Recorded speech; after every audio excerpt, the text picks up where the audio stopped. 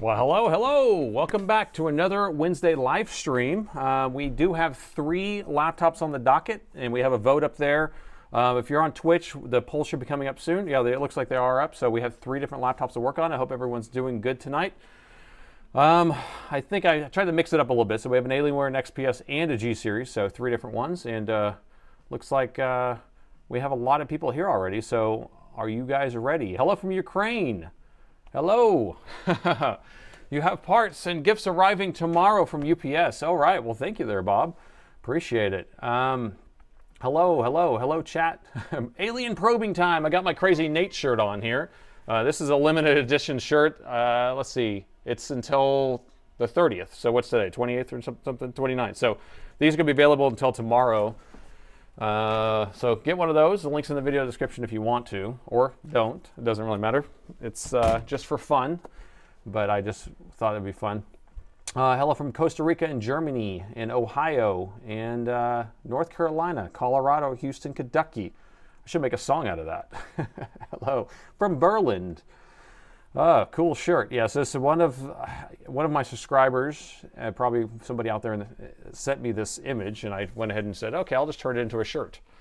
It's Crazy Nate's probing time from Jamaica. Hello, Brazil and Sweden. Round Rock, Texas. That's right north of us.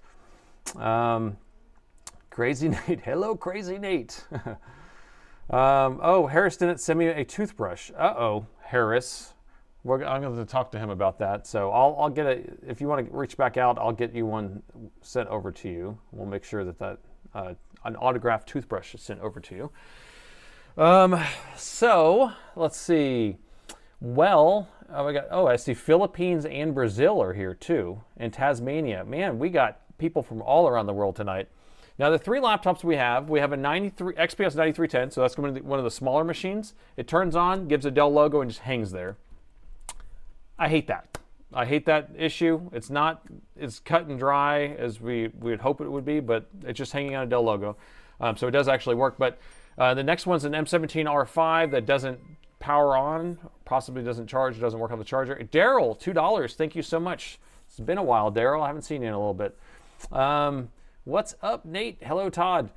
And then the last one's going to be a G7 7500. Now, this is a customer or a technician who says he has been working on a computer for a long time. He unplugged everything properly, didn't leave anything powered on, installed a new SSD, turned it back on, the machine doesn't work anymore. It's like there's a short on the board or something. So he wants to know what's going on, and I want to know what's going on with that. So that seems like an interesting one. So we got a hype train started on Twitch, so if you want to go ahead and ride that hype train, head on over there and see what we can do. We got to a level 5, I think, last week or last Sunday. Australia is watching, and we got Michigan and Oregon and Portugal. Thank you. So, Prime sub. Now, am I not getting our notifications, or maybe it is going on the screen? I'm just not noticing. I don't know. My audio is not turned up, so I can't really hear. Portland, Oregon. Let's see. Morocco, UK. It's probing time. The thing may be. It's time for science too, because a lot of the things we're doing here is science. We're trying to figure out. We do things because we have a curiosity, right? We could just go straight to the fix sometimes, but sometimes we got to do it for science, so we spend a little bit extra time. Thank you, Nate and Parts People. Got my autographed toothbrush. All right. So if you're not familiar, Daryl sent in a bunch of toothbrushes, like packs and packs, a couple hundred of them. And so I've been, upon request, I've been sending out these autographed toothbrushes to people. So if they buy something, I send it over. Another $5 for the chair fund. Watching from work, ready for another stream. I got myself a chair. Look, I got myself a chair. Look at this thing. Let's see if I have the tag. I threw the tag away already. But I went to the Relax-A-Back store. Apparently, they know how to relax your back. That's in the name. And they sat me in a few chairs. The starting chair they sat me in said starts at $2,300, but the one you're sitting in costs $3,800. And I said, okay, that's not what I'm buying. And I was like, can you show me some of the other chairs? I need a chair that kind of allows me to sit up straight and feel comfortable. And so this is the chair I settled in. It was about $1,500. With all your donations, I basically matched what you guys put in and was able to get myself a nice, comfortable chair that I can actually relaxed in. If I need a little nap during the stream, if you need me, I'll be over here. Not Harris's fault. Okay, your intake page. Oh, does that? Okay, so yeah, it's. I probably should have like a check mark or something. We usually just put it in the notes and then they just grab it. So my shipping department usually will grab it. But okay, well, I will make sure we get you something. Don't forget the hot glue. That video is coming out soon. We are editing a video we had on a live stream about a hot glued chip. It was pretty crazy. So hello, came across your YouTube video today. Enjoyed them. Know many more ways of damaging laptops now. Well, EC, thanks for coming aboard. Or your ECM, I guess. We work on plenty of ECs here, so ECM is a little bit different. Howdy, howdy, howdy. WTI crude is at 109 a barrel. Man, this thing it's happening. So chair cost 70 pounds. Your chair cost 70 pounds and it was good? The chair I was in, I think, cost me about probably 70 pounds, but it was 15 years ago when it was used at a used chair store. So I think Homer Simpson needs a chair. It's out in it. Anyway, we love it. So Hamilton, new Prime subs. So we got some Prime subs coming in, which is nice. Now, I just realized, I want you to know this, and I didn't know this, but I became Twitch partner last month. And so whenever you become Twitch partner, things kind of change on I guess, the share of what you get. So using a Prime sub, which just means if you have Amazon Prime, you can go over to Twitch and just subscribe to the channel, and then it donates, or it gives me a cut. Well, it's actually giving me $5 for every one of you Twitch people who use their Prime sub. It gives me $5. So basically supporting me $5 at a time. So appreciate anybody who is coming over there and doing that. That's awesome. And that's awesome that now that I'm Twitch partner, I'm getting the whole amount. It used to get like $2.60 or something like that. So, all right. Sleep tight. You're talking about me sleeping in my chair here. I bet it's going to be a BIOS issue or an EC chip issue or a PD controller. David, you are right on board on all three of those things it could be, and that's why I don't like it. That's why I don't like it. It also could be another option, and I'll talk about that when we get there. Now, I did a little experiment here, and so right now, oh, I don't have the polls pulled up. Polls pulled up. Okay, so there we go. So I did an experiment. So I put on YouTube, I put the XPS stuck on Dell logo first, which would have not won, but I wanted to put it first to see if everyone just votes on the first one, and that's what they're doing. People are just willy-nilly just like, get this thing out of my face and votes on the first thing. So I almost need to have one that says, like one option that says, don't click me or something like that. Dave, DIY Dave, Prime Subber here. Thanks there, Dave. Sent 10. Tazzy just gifted 10 memberships. Save another laptop memberships. What? What? Wow. Thank you there, Tazzy. Man, you guys are crazy. Thank you so much. Wow. Thank you so much for the support. You don't know how much that means. That is awesome. So it looks like we got 10 people with some new memberships that are going to enjoy a little bit of extra benefits here. So thank you so much. The stuck on Dell logo seems a little bit different than the average. Yeah, so probably it's just there's so many things that can make it stuck because it's trying to start. So Dell logo does not mean it's posting. That's the thing. So you can take out the RAM on these machines and the Dell logo shows up. So if you're seeing the Dell logo, doesn't mean it's turning on. It just means it has a screen with a Dell logo on it, so it doesn't tell us anything. It's so annoying. I'm sure people are loving that. Oh gosh, I have an idea. I have like the idea of I'm stuck on. I voted third. Okay, well, or at least you didn't sit on the first starting line there. YouTube stream is occasionally stalling. Is it really? So is anybody else having any stalling issues there? Our DIY Dave is saying that we're having a YouTube stream stalling issue. Is anybody else having any issues? Man, Tazzy's gifts are still rolling in. How do you win gifted membership? So they choose it, right? So whenever it's not a win, it's whoever's gifting them selects the members to gift them to. So, same. Oh, interesting. So I'm not having any drop frames on my side. Do you want to just try to go down on your bit rate on your YouTube? I don't know. That's strange. Yeah, because I'm using the same 10 megabits that I normally do on my YouTube. What if it's a YouTube thing? 3 times for you. Okay. Hive train successful. Man. Okay, well, what do we need to do? Do we need to change anything before we move on? It's a little glitchy, but not bad. Everything looks good over here, and I can see I have a Twitch stream, and it's running just fine. So I think Twitch is okay. Oh, I only had 1 circle on YouTube. 1 circle. It's not good at all. Okay, move on. All right, so if we look at our votes here, we have looks like on Twitch, it's 71% is going for the G7. That's the highest percentage, and their second highest percentage would be the 9310, which is on YouTube. And so that one will be our second one. So 7500 is going to be our first laptop, 9310 will be our second laptop, and then the remnants will come behind, which is going to be the M17R5, which we fix on pretty much every stream. Every single day I work on them. They are the vein of my existence, so I'm not itching to work on them. So anyway, so our mods have put the title there at the bottom. So we have a G7 7500, no power after a SSD upgrade. Let me grab that system. And of course, it's the one on the bottom of this stack here. Okay. All right, so this is after a customer who says is very knowledgeable and knows what he's doing had an issue. So let me pull up his notes, and you guys can just, take a gander at that, and we will figure out what we think.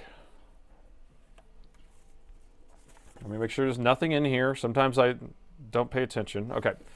All right, so it says this laptop has been opened twice, okay? in 2 years. I purchased an upgraded SSD, 2 terabytes, with the Micron 1 terabyte. I was going to hand it down to my wife and slap it back in the original Micron, which I confirmed was working using an external dock. So those are all the right things to do, right? Okay. All right. Follow the process on Dell video, replacing the SSD, disconnected the charger and battery, held down the power for 15 seconds, which is even excessive, right? Just discharging all the capacitors. And then swap the drives. After reassembling the laptop and no longer powered up on the battery or the charger, I opened it back up and could not see any missing components or damage, and couldn't see anything. The whole process was performed on an ESD mat. That's even higher level than I do. So that sounds super deluxe. Sounds like they did everything, right? Sounds like they did everything. I don't see what could have happened. So we will figure that out. So this is the system right here, and we will do our intro. Looks like the bottom's not all the way on. Let me snap the bottom on better. Give me a second here. So these always go to my other techs first to make sure that it is a motherboard repair, and then they approve the motherboard repair, and then it comes to me. So I haven't looked at this, but they have. Okay, here we go. All right, new day and another laptop that needs to be saved, and this time we have a G7 7500. Now this one has worked flawlessly for a couple of years, and the customer said that they opened it up to swap back in their old SSD because they were going to hand down the system to their wife. And then when they turned it back on, the laptop no longer powered on. They did everything, followed everything by the book, but it no longer powered on. So I haven't taken a look at this yet. Let's take a look together and see if we can get this figured out. Okay. A little wordy, a little mouthy there. Hopefully that starting was good enough. All right, so do we think it's going to have some sort of power rail issue? I don't know. We're going to have a short on the board, knocked off component, and we're going to have, I don't have an ESD mat, so I don't think an ESD is anything, but this is just a silicone mat for me not melting my desk. But Dave says I nailed the intro. Well, thank you there, Dave. It could be tweaked a little bit. I probably would have done it again and then maybe took a better edit on it, but all right, so first thing we want to do is see if it turns on. Let's hit the power button. And it's not doing anything. I didn't expect it to do anything. All right, our power meter's right here. We do have our spike meter running. So let's plug in the charger and see what it does. Where's the hole? Where's it at? I can't see it. Where out thou? Ah, it's on the side. All right, we're gonna plug in the charger. Keep an eye on the power meter. All right, spikes up to 20 milliamps. It just spiked right to that, right when we plugged it in. Hold on. We're gonna unplug it. Okay, we'll plug it back in. Okay, that's instant. That's instant. Okay, so what should actually happen is we should have it kind of, you can have a little spike per second that's gonna be kind of low, and then it should sit there at 0.01 or 0.02, right around there, so 20 milliamps is what we're looking at for our resting current. If we have a situation where you plug it in and it spikes up to 200 milliamps or 190 milliamps, most likely we have some sort of short on a lower power rail or short on the board somewhere and not on the main power rail. Now, you could try to mistake this as pre-charge current for a battery, but what will usually happen on that is you plug it in, it will sit there at 0.02 for a second, that will fire up the EC chip and things like that, and then it will negotiate with the battery, jump up to 200 or 0.2 amps, which is 200 milliamps, or somewhere around there, and then it will start charging the battery. So this is not a charge current. There's no lag. Because there was no lag, we are pretty sure this is probably short on the board. I'm gonna do it one more time. You ready? So pay attention. 1, 2, 3. Look at that. Instant. I don't like it. So I'm gonna press the power button anyway, just to see if it does anything. It's not doing anything. We're also paying attention to the lid opening and closing. Not doing anything. So the reed switch should actually trigger on or pull a little bit of current. It's not doing that. So we do see, probably have a short on the board, right? So let's open it up and take a look inside.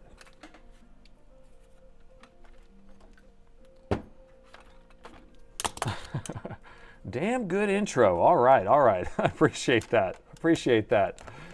Okay, so people are thinking we have knocked off components, or we have, let's see, shorted component. I mean, it has to be shorted. Knocked off component is less likely, I would think, but who knows?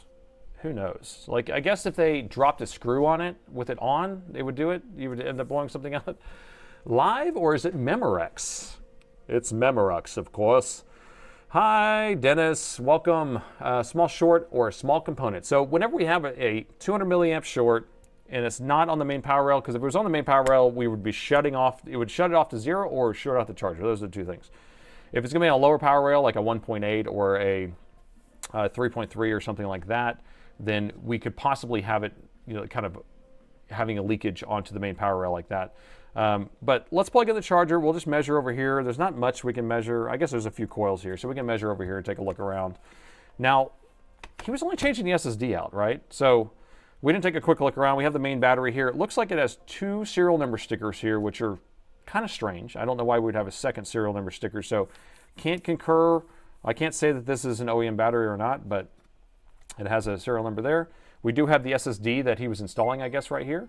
And couple sticks of memory, 16 gig sticks of memory, and then the fans look really clean. So let's take a visual inspection real quick right in this area. So let's get under the microscope, take a closer look.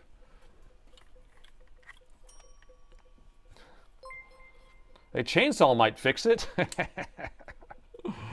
It sure might. It sure might. All right, so here's where our charger plugs in, and here's our killer. Why do they name this thing? Woohoo! Stuck on Dell logo 1.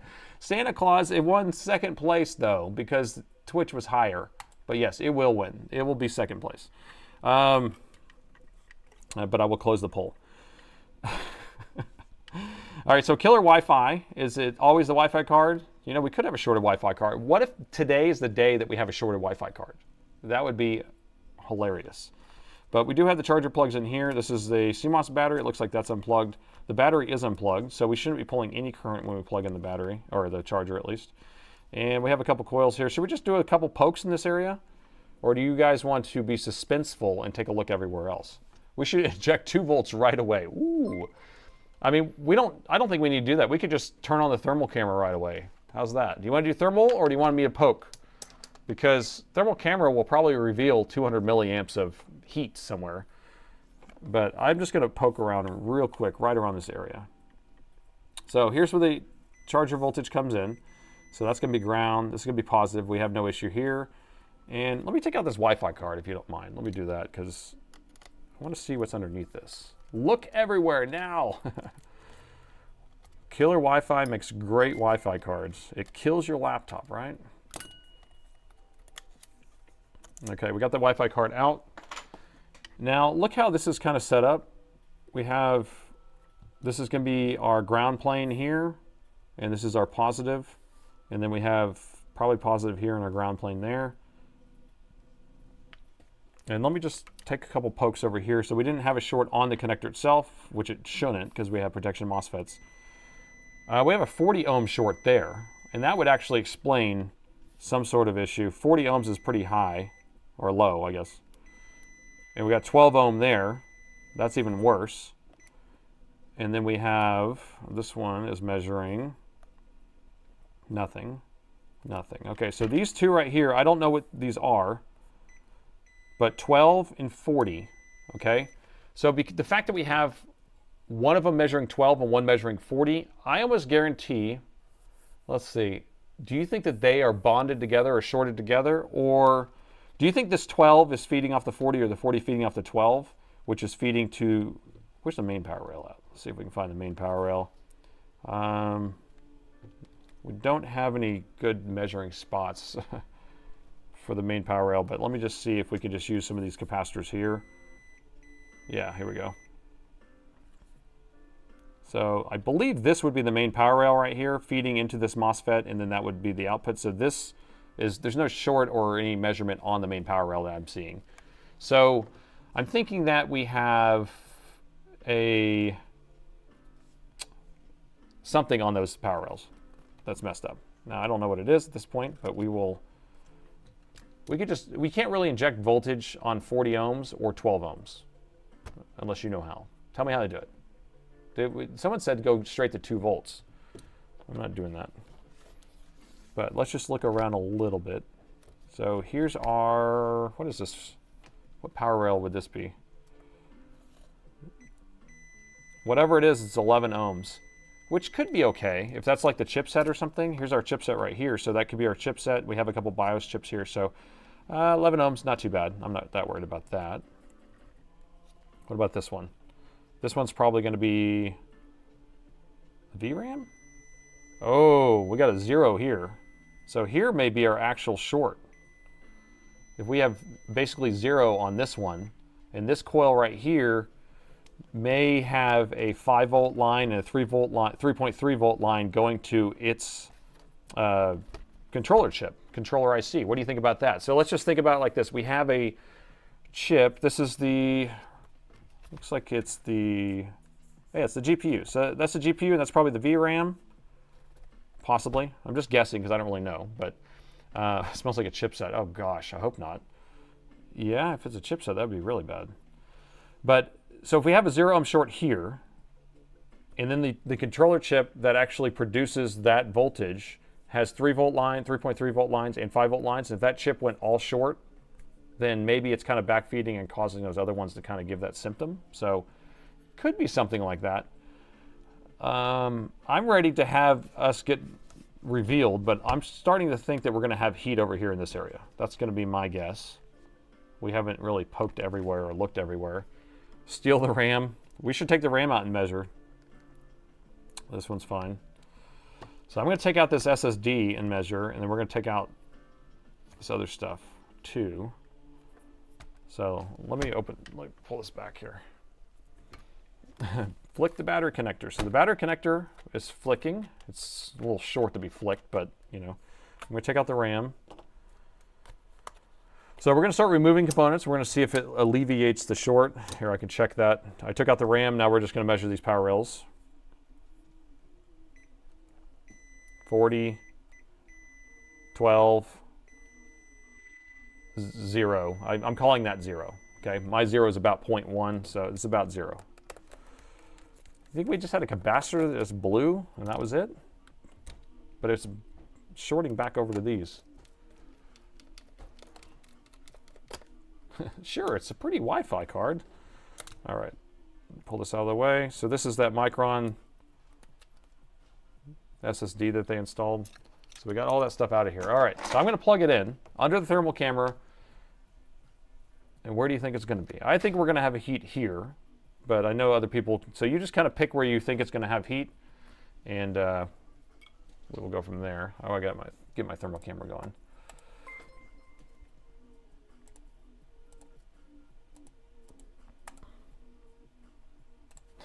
Looks pretty unmolested. It's only been taken apart twice ever. It looks like they did pretty good. So I'm happy that, you know, we're not having a lot of mangling going on, a lot of rubbish, a lot of problems. Having some electricity outage in your country. I'm sorry, running low on battery. Oh no. Well, I hope you survived that. All right. Thermal camera. We're going thermal. Y'all ready? So SSD is out. RAM is out. Let's see where we're going to point so you can kind of get references here. So there's one of the fans. This is the area I thought was going to get warm. This is where the SSD is, and this is where the chipset is, and this is where the RAM is, and then the power rail stuff is over here. So I think it's going to get hot right around this area. That's going to be my guess. So I'm going to put that one near in the middle, and I'm going to plug it in. In 3, 2, 1. So we have our 200 milliamps. And I don't see anything over here. What is that? Oh my gosh. Look at that. It was further away than I thought. 73 degrees C. That's a hot biscuit. All right, so let's take a look at what that component is. So let me get a little closer here. We'll go into split mode. It's going to be our 3.3 buck. What do you think? So this one? Yep. So this is our, I think our 3.3 or our 5 volt buck boost converter. So it's going to probably create, well, we got a chip here too, so I'm not sure. This may create the 3 volt and 5 volt, and that would also make sense. If it's the 3 volt and 5 volt power rail, and it messed up both of them, but how would he messed it up by changing it out? I'm not sure. But that's spicy. That's one spicy chip. So this is it right here. This can be our issue. Test with your finger. You know I do that on accident. Because the screen says don't touch it. That's what it says. 75 degrees C is what in Fahrenheit? It would be, let's see, 175 maybe or something? That's my guess. I don't know. That's just me doing quick math in my head. Using a ratio of some sort. Shorted cap. You think it's a shorted cap? It's definitely this chip that's hot. So if it's a shorted cap on the output, that would be even nicer. So this is hot, but it could be trying to power something that is shorted. So we're about to figure that out. But 167. I was close. Look at that. Look at that. All right. So we'll measure here. 19 ohms. We'll measure here. 13 ohms. We'll measure here. Nothing. Well, it says 0, but that's probably not right. There we go, nothing. 41, so there's our 41, there's our 13. All right, so we got a lot of stuff going on here. Well, should we take it out? 6.7. 6.7. All right, so we need to remove this component. Now the question is, are we going to do it with it in the case or not? I'd rather take it out, but maybe we can just take the fan out. And then, yeah, I'll just take this fan out, which you can take out right now. You would love to see the third Mask movie. I never saw the second Mask movie. Like, I was really into Jim Carrey back in the day, and I watched Ace Ventura and all that stuff, but I never got into the Masks. The Masks. It's stalled on YouTube for 5 to 10 seconds. Ruh-roh. I'm going to add a little Kapton tape here just to protect this area. We're going to raw dog this. I mean, we could pull this board out. This thing's a pain in the butt, though, to get this board out. And we're not going to use too much heat to get this out anyway. At least I don't think so. Actually, I'm going to take this board out. I'm sorry, because this is actually really close to the touchpad, and I know that I don't have the keyboard or touchpad for this in stock, so I can't sit there and go, okay, well, I'll be able to replace anything that gets damaged. So let me just pull this board out. We can chat while we're doing this anyway. You know, I always take it out anyway. 70 means hot. 70 means hot. Concur, take it out. That's one spicy meatball. Installed for Twitch longer. So I don't have any drop frames on my side. So do you think that's something happening? Not a fan of Jim Carrey. The old Jim Carrey or the new Jim Carrey?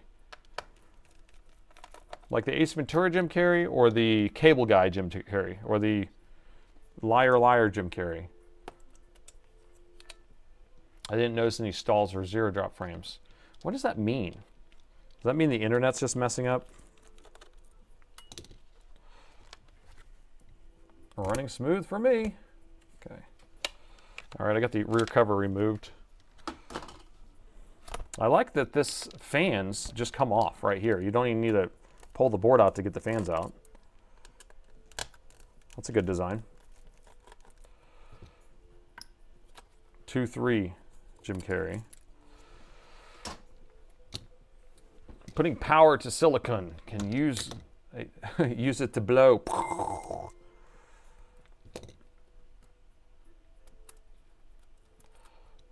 Yeah, Mr. Popper's Penguins. I mean, some of them are just like pure duds, some of those movies. YouTube had no issues so far. So it's kind of a mixed bag over here.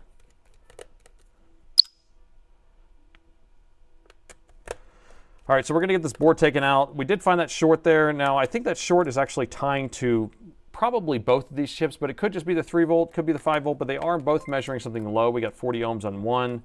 We have 12 ohms on the other power rail. And then we also have this rail over here that's measuring 0, but you know, this could actually be, no, power stages for the GPU. We're gonna have to investigate that too, because it could be something that's completely unrelated. I don't know exactly why that's measuring so low. So we're going to have to figure that out anyway, and we're probably pulling this board out was probably the right decision. IT crowd references. Oh, I missed it. Did you turn it off and on again? It's like, use some bad language. Ploppa. I've seen IT crowd too much. Seen it too much. If it's laggy, it's on their end. So they just need to go down to like 720p. I think I'm streaming out at 1080p, so you can just go down to 720. Maybe that will help. Sip of iced coffee. Dumb and Dumber was one of the top Jim Carrey movies. Yeah, I would say Ace Ventura #1, Dumb and Dumber #2. As for Jim Carrey movies.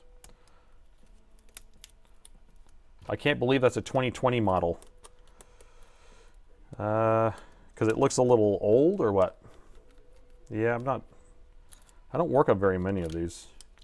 It's a little bit different design. I think this isn't like it may be a compound board, but I don't know who the assembler is of this. So, you know, when Dell buys them from different factories or different ODMs, it's always like a different design. It's like, oh, this one's designed completely different from the other one, so it doesn't even look like a Dell. All right. Do I have to take this battery out? I guess I have to take this battery out. Stream at 720p has fixed it. Okay, so anybody having any streaming issues, just go down to 720 and that should fix it right up. You might be able to just change your bit rate, so maybe they're just having issues pushing it out. I can only get 480. What the? This sounds like a YouTube thing. It looks like a lot of my Twitchers are leaving too. Is that right? Is Twitch having a lot of issues? Can't have Twitchers leave.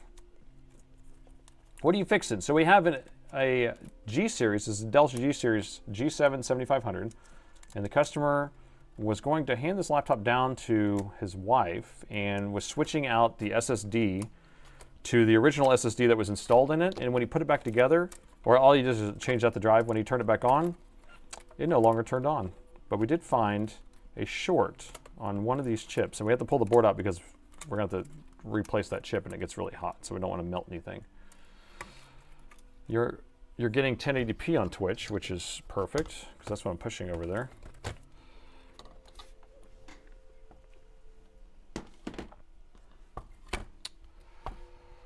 Not me, my screen is clean. Okay, so we have the motherboard out, so now we can responsibly change out this component. The question is, do I have one of these boards? Hopefully. Let me see if I can find a donor board for this. Let me just kind of take a picture of the shape. I've got the dig and pile because I don't work on a lot of these. So the shape of the board has a little cutout here. It has a jog there. All right, let me see if I can find one of these or something close to it. That hopefully has the same part on it, so we can just swap that part. Maybe let me get the chip number off of it too.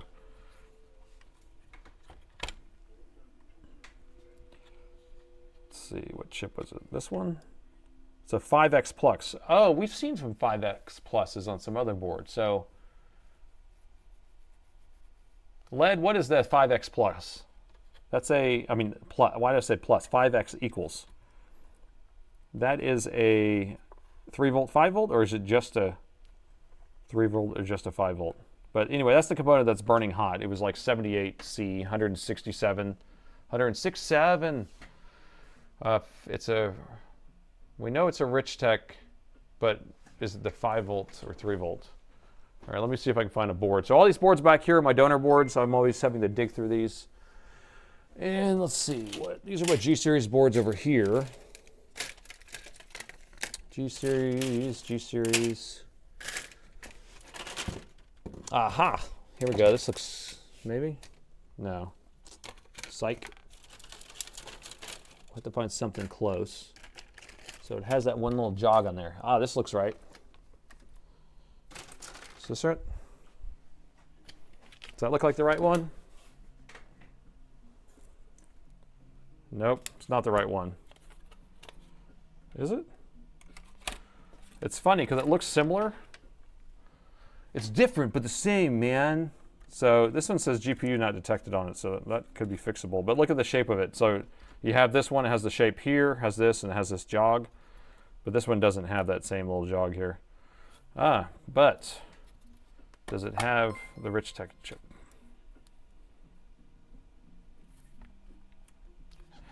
$870 viewers already. I wonder if 870 viewers are having issues. So if you're just tuning in, we're trying to fix this board, and then YouTube apparently is having issues, so you can go down to 720p if you're having any issues. And I'm going to keep digging. Let me try this board here. Got too many boards back here.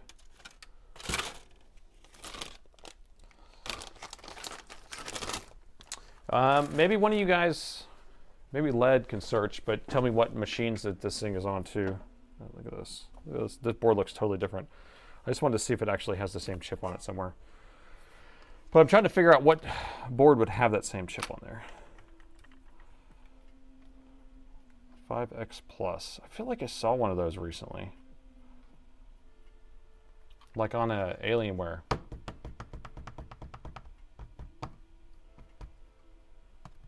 Which is fine. Some ad blockers slow you down. Oh, it could be all these people with ad blockers. April 12th stream. Oh yeah. We can talk about that real quick with my brain trust. So 2 things coming up. So I'm no stream this weekend. On Sunday. I have a bowling tournament I'm in on Saturday and Sunday. So I will be bowling all weekend long. And then so no stream this weekend, and then no stream on Mother's Day weekend. So that's 2 Sundays in a row, no stream. Concur? And hopefully I don't bomb on this tournament. I bowled really bad last week, so it's kind of annoying when that happens.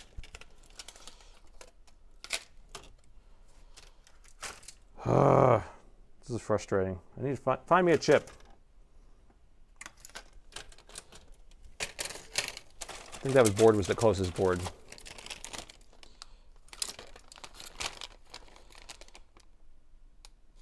$590. So these are all older boards. I don't know. 70s. So I need something from the same era. All right, let's go pull one of these Alienwares and look at that. Because I feel like we have one on here. All right, sorry. What did y'all say? What happened last week? Well, I was here last week. I've been here. Okay, so it's a 657. Didn't I just buy some of these? I think I ordered some of those. That's why it's in my head.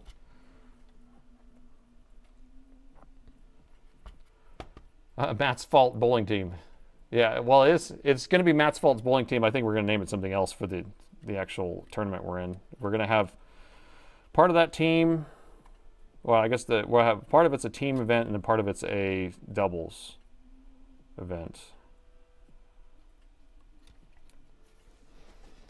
Time to check the box.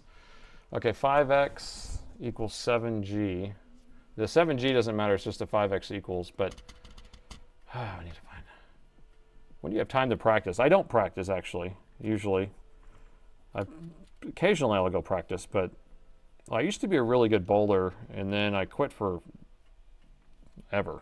I don't know, 16 years or something.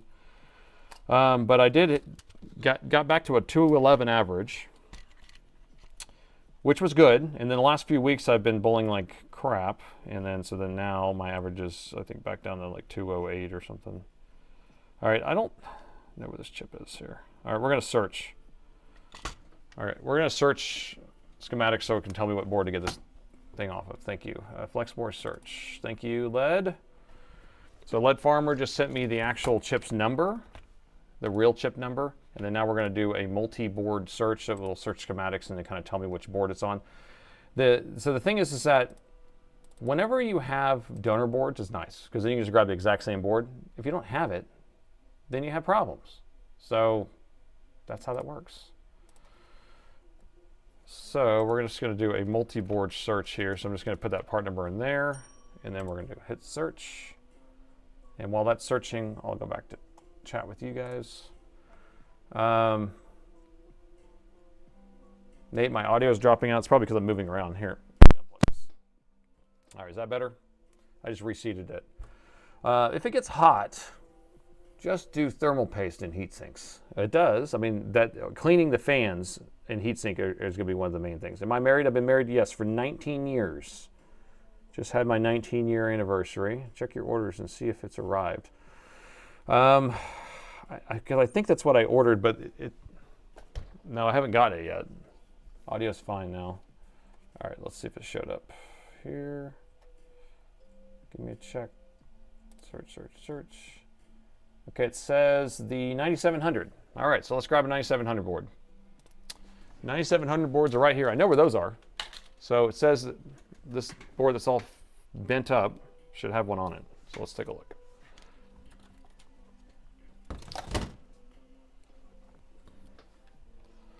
That is super useful. Okay, we got a K8 equals. We got a nothing over there. That's gonna be on the side over here, I bet. It's neither one of those. 19,000 years of marriage. Real tomato ketchup, Eddie? All right, so those don't look right. Is this a 9700? Maybe this just looks like a 9700 and it's not. Maybe that's what it is. Let me grab another one. Yeah, this board is bent up because it fell off my shelf earlier and got all bent up. I'm like, okay, well, I guess this becomes a donor board. I'm gonna find one that already has parts off of it. Okay, let's try that one. Getting micro shutters on YouTube won't take no for an answer. What the? Even if you reload the page? Nate, the wife and I have 40 years in June. Congrats. Congrats. It was like yesterday when you got married, right? Just like yesterday. So I'm already missing my components over here.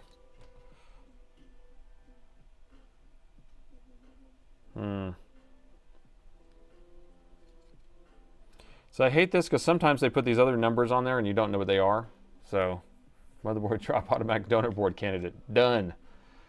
Yeah, I dropped it got dropped off of the shelf. So it was already in the bad shelf, the pile anyway, but a lot of these donor boards are just kind of like, this thing might have problems or something like that. It gets put in that pile and then I will not start stealing parts from it until after I've like looked at it thoroughly and made sure that it doesn't work.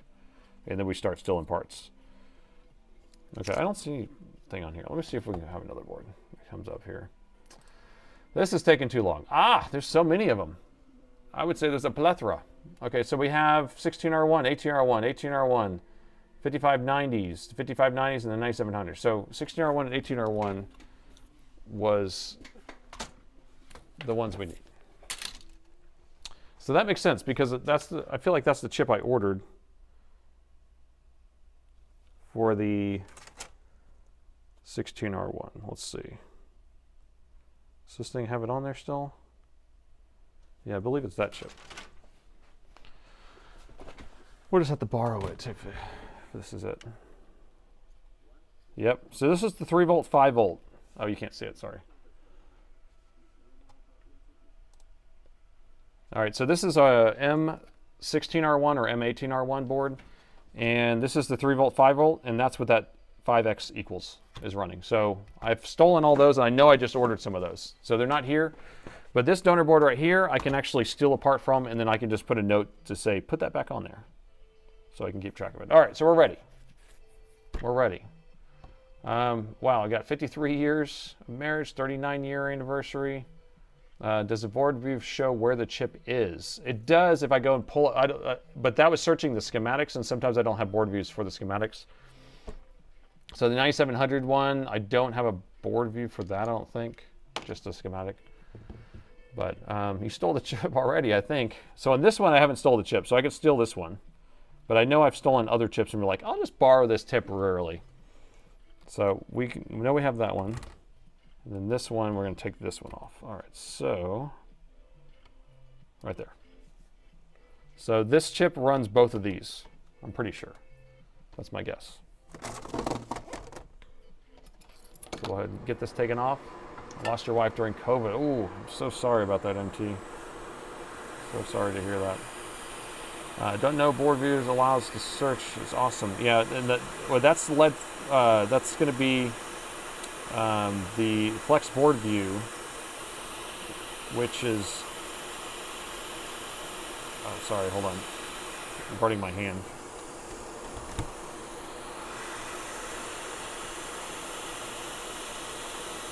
All right, so we're going to take this chip off here, and I'm going to set it off to the side. Now, this should be the bad one, but we're going to measure after we remove the chip, because we want to figure out if the short is relieved now. So I'm just going to measure on these power rails. So this one was measuring 12.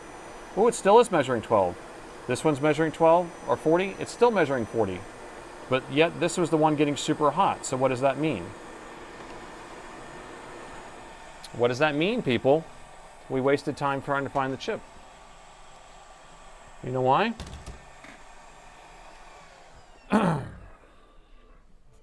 Because we have something really messed up with this board. There's a short elsewhere. That's correct. So when we have a chip that's creating power rails, right? So it was creating a 3 volt and 5 volt power rail. We plugged in power, and it's trying to power a power rail that has a 40 ohm resistance on it and a power rail that has a 12 ohm resistance. Then the chip will get really hot. Okay, so it's not the chip that's bad. It's what it's trying to power. So, I think we're going back over here to where this thing was measuring 0 ohms.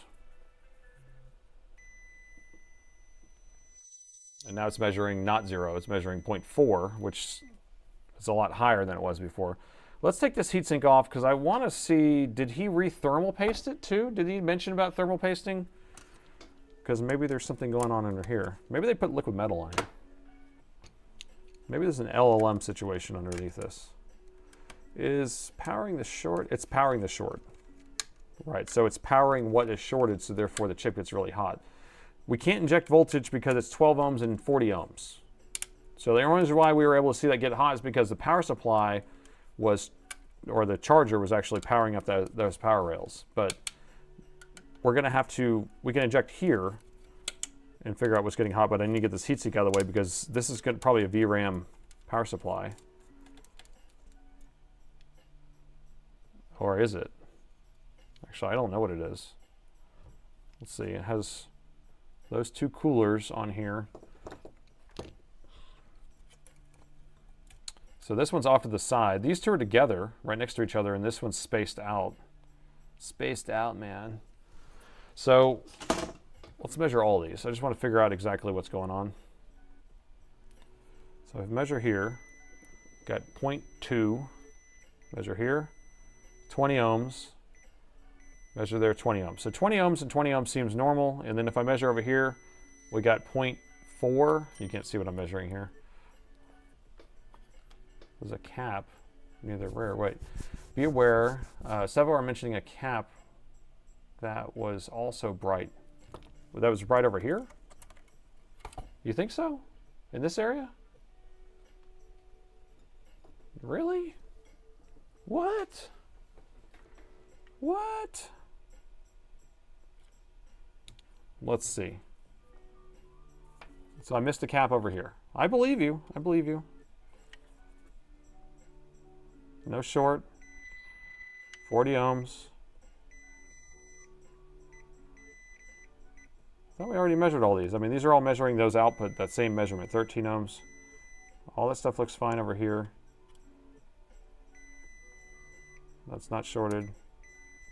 That's not shorted. Yes, to the left. To the left. Everything's better when we go to the left. All right, so if we go to the left, this guy, this little dark looking fella, he's definitely dark. That's ground on that side, and then that's nothing. I mean, thermal mode, I don't know what to do with thermal mode. What do I do with that? How do I go thermal? I don't know how to go thermal with this, because if you have 12 ohms, 13 ohms, you cannot inject enough voltage to get enough current without trying to overdo it. Now, on the other hand, like this, that capacitor looks weird to me, but it's measuring fine on each side. Is it just dirty? It may just be a different value or something. I don't think it's shorted though. One of the caps was lighting up. So you really think that cap was lighting up? Okay. It's hard to tell what's lighting up in that. Put the chip back on. Well, can I address this? This thing is actually shorted. So we can inject here. It has a TPS 51363. The consensus from the chat. What was it? What's the consensus from the chat? Cap to the right is the consensus from the chat. So cap to the right. Not the one I was just pointing at? So not this one. Cap to the right. This one? I'm confused. Crack on the chip. Man, you guys like laser beam eyes. Okay. So I'm going to check this again. Okay, so we have, so move over here.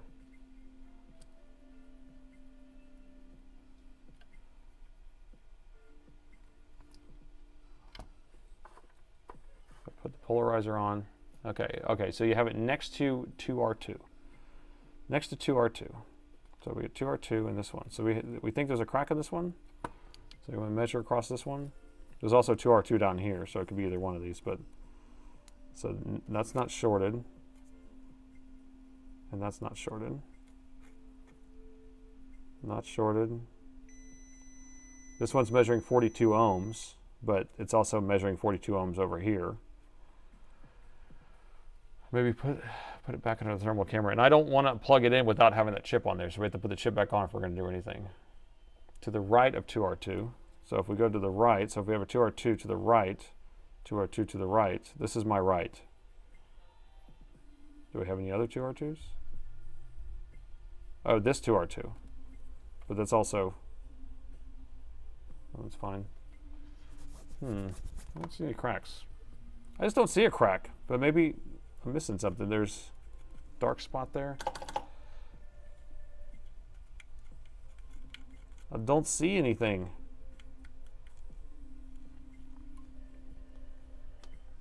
I guess you explained it. Right to the neck. I mean, the thing was the chip was glowing so much that it's hard to see what's glowing. So if we think, were you were like looking back at the video, the footage, we can put the chip back on. Address what you know is shorted. To me, that's what seems like the best bet, because if I inject voltage over here, and then it can still light up over here, for all I know. But I'm just, like, we know that this is shorted. And the 3 volt and 5 volt could go and be powering this chip right now. So 3 volt and 5 volt could be coming over here, and that's why this is shorted. It could be something like that, for all I know. So let me just do this. What? Okay, I was gonna say the short's gone. All right, let's inject right here and go thermal. All right? We can inject where we can inject. How's that? Because if it's 12 ohms, you can't inject 12 ohms unless you can tell me how. We can go to like 5 volts. We can inject 5 volts, I guess. Inject 240 gigawatts. All right, so it's almost 0, so we'll do like 0.7, and we'll go thermal. So here's the one we need to inject at. Chipset.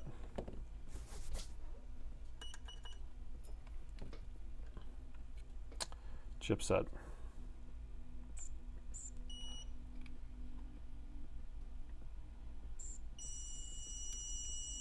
There's our chipset right there in the edge of the chipset.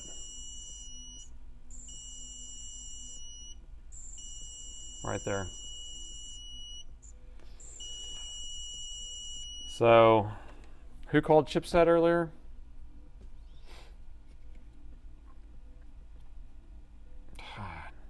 So it feels bad, man. What chipset is this? Let's see, SRJAU. You know, I've never changed a chipset before, but they're not that big, and so it could be doable. I mean, I don't think it's worth it on a board like this, but basically when we inject the voltage there, we're having issues of the chipset heating up. So if we measure on here, I guess we're going to have some shorts on here. So let's go ahead and measure these capacitors. Yeah, 0.31. Any of the capacitors pointing towards the center are going to be our, yeah, look at that. Feels bad, man. So we have a bad chipset. Pen 3 LDO 13, Pen 5, 100 milliamps out. You called it number 1, man. I didn't call it. I didn't get that one. So I'm going to inject over here on the 3 volt, on that 12 volt or 12 ohm line, so we can see if the chipset heats up again. So here's the chipset. So I'm going to inject on that 12 ohm line, and we're just going to go up to it about. We're going to go 1.5 volts on there. It's 12 ohms, so it's not like it's going to pull a bunch. I just want to see if the chipset's getting warm on that too. I don't see the chipset warming up on that, but it's not pulling any. Oh, right there. There's something right here. Let me flip it over. It's the EC chip. So the EC chip's also shorted. Give it 25 volts for science. From an SSD swap. So this is very common if you don't power down the machine. Like if you just shut the lid and you're like, okay, I'm going to upgrade my RAM and my SSD, and you just shut the lid and you think the laptop's off, but it's really just in an S4 state, or things like just in sleep. Freaking bug. But he said he did all the right things. Unplugged the battery, held down the power button, cleared all the power from it. I don't know. I mean, the EC chip could be the thing that actually is shorted, and then it's kind of backfeeding into the chipset, so we can kind of keep an eye on that if we wanted to. We're going to try injecting over here. Why is everything shorted, I tell you? Unless there was a screw that dropped on it, I don't know. So, and I don't have an exact donor board, so it makes it a little harder to do any injection or transplanting. So here's a... This is, how many ohms is this? It keeps moving around. There we go. So we have 0 there. Okay, so that's, wait. We got 14 on this side. So we have a 14 here. So let's inject right there on that 14.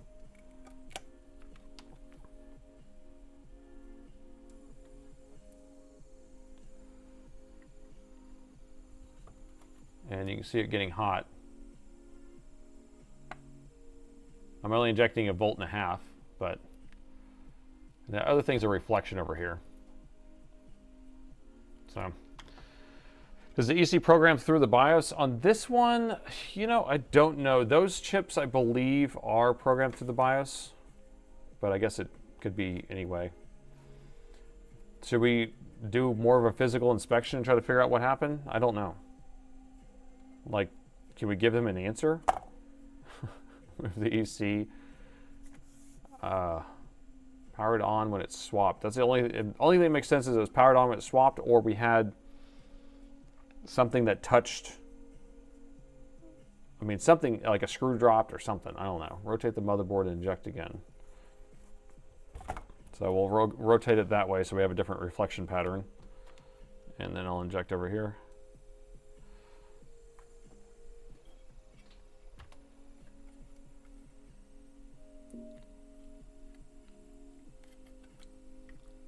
So you can see that's the EC chip area right here, that thing.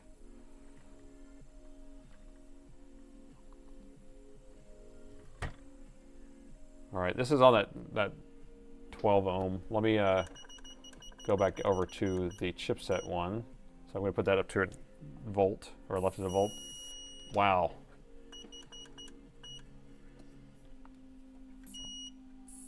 I mean, this thing is like dead shorted. Whatever it is, I mean, I had it on 0.9 volts, and it just pulled 10 amps. This is pulling 5 amps at 0.7. I mean, that chipset is shorted. So, yeah, I mean, that's a cascade failure. That's why it seems like something had to have hit something or touched something. So, I don't know. That's why ESD mats don't work. So bad chipset is the diagnosis, and not something we're going to fix on this stream, at least. It would have been kind of fun to fix it, but all right. So that's a no-go on that one. We'll bill the customer and send it back. No, I'll give him an offer. Figure out if he wants to change out the motherboard or not. It is an older model, but it should be worth it, I would think. It says, you said it's a 2020 model. ESD mats have to be grounded to work. Yeah, it's a bummer. Especially since he followed everything and he was going to give it to his wife. Followed all the rules. All right, so now we get to move on to the one that I didn't want to do in the first place. I almost did not put it in the list because I didn't want to do it so bad. You ready for that?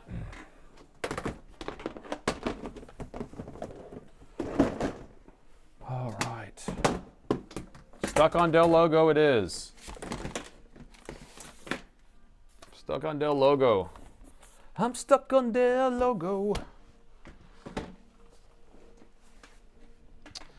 So the note on this one,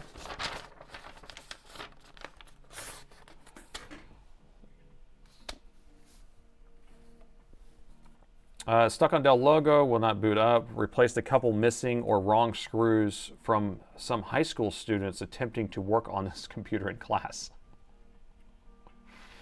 Well, there's your problem. I see the Dell logo already. It's stuck on this logo right here.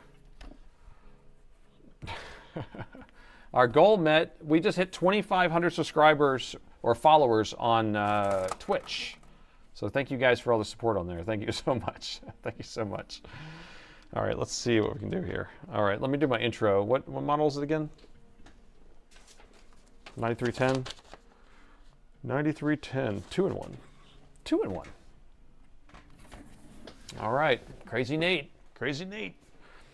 All right, new day and another laptop that needs to be saved. And this time we have XPS 9310. This is the 2-in-1 edition. Now, this laptop does turn on, but it gets stuck on the Dell logo. Now, this can be a number of things, and it's not always straightforward to fix, but I haven't taken a look at this yet. Let's take a look together and see if we can get this figured out. Gifted subs, Razar! More gifted subs. Tier 1 gifted subs. Thank you so much for that. Thank you so much. You are so generous. Thank you. Will this run Windows 11? Sure it will. Sure it will. Sure it will. New day, new laptop. All right, so first thing I want to do is see if it turns on. We're going to open the lid, and I'm going to see if the keyboard lights up automatically from opening the lid. It did not. I'm going to hit the power button. And I'm not seeing anything. Let's see. What time is it there? It is 7:08 p.m. I've been here for 11 plus hours, so it's not powering on. So let's go ahead and plug in the charger. Keep an eye on the power meter there. Oh, it just shorted out my adapter, or not. Maybe it just didn't detect. Because I have a 330 plugged in. Hold on, let me switch chargers here. It did not switch it out. Okay, let's try this again. So in order for me to pass through a USB-C meter, I'm using this little adapter. It's a Dell adapter, and then I just have this on the end so I can see if it's negotiating or not. But I have to have a 240 or below plugged into this adapter or it won't recognize. So in order for you to be able to use the power meter with one of these USB adapters, we have to have a 240. Okay, so we're going to plug it in. So we are getting a power light here. It's 19 volts, 19.8. Fans are at full blast. Fans are at full blast. I actually like that. The Post-it note was shorted. All right, so fans at full blast, Dell logo. That's a totally different symptom than just stuck on the Dell logo to me. I don't know about you. I can't believe we have picture. Now, a Dell logo means nothing on these machines. These machines actually will turn on with no RAM in the machine. Basically, you don't have a post until you have a message that says secured by Dell, secure BIOS, or whatever it says. So if you have a Dell logo, we're not posted yet. See, now we got other people coming in as BIOS. So whenever we have a fan on full blast and a Dell logo, I would say more of a corrupted BIOS issue than my original idea. So my original idea would be You would have a PD controller issue, right? So power delivery, which is a USB-C, each side has its own chip that negotiates with the charger. Frequently, those things will break, or you'll have it shorted out and cause issues where it won't allow the power rails to come up all the way. And then that will get stuck on a logo, right? Because the EC chip is basically hanging, trying to start everything. So right now, I'm okay. We got 19 volts here or 20 volts on this side. Let me check the other side and see. Oh, it just shut right off. I don't know if the battery's plugged in or not, but let me plug it in on this side and see what it does. See if it still negotiates and everything. Yep, still power's on the same. So I'm thinking PD controllers are fine. So we can rule that out. Now the other thing that can cause a hanging on Dell logo is a bad screen, which is weird because we've had these machines come in with bad LCD screens and it causes a hang on Dell logo. But I can tell you that my tech already tested that because I told them make sure to test that before you send it to me because I don't want to have to deal with that on the stream. So anyway, I'm going to leave this on for a little bit. I just keep unplugging and it keeps shutting off. So we're going to let that sit there for a little bit. And hopefully we'll get through a CMOS reset if it's going to do that. We can also try doing BIOS recovery. Since we are getting a Dell screen, we can try doing BIOS recovery, which is control and escape. So the gist of that is you hold control and escape, you plug in the power, the machine will come on automatically. And then if you have a USB stick that has the BIOS recovery file on it, it should boot the recovery. If not, then it won't. We have a blink code. So no one told me there's a blink code. What's the blink code say here?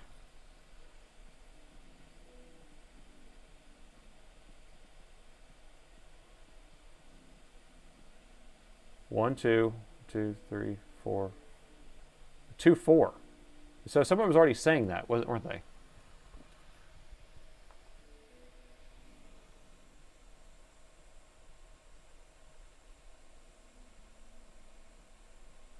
So that's a 2-4 blink code. Can you look up? Oh, I can look it up. I'll look it up for everyone to see. But 2-4 usually means memory missing, I believe. So weird, because the RAM is built on the motherboard on this. So XPS 9310 light codes.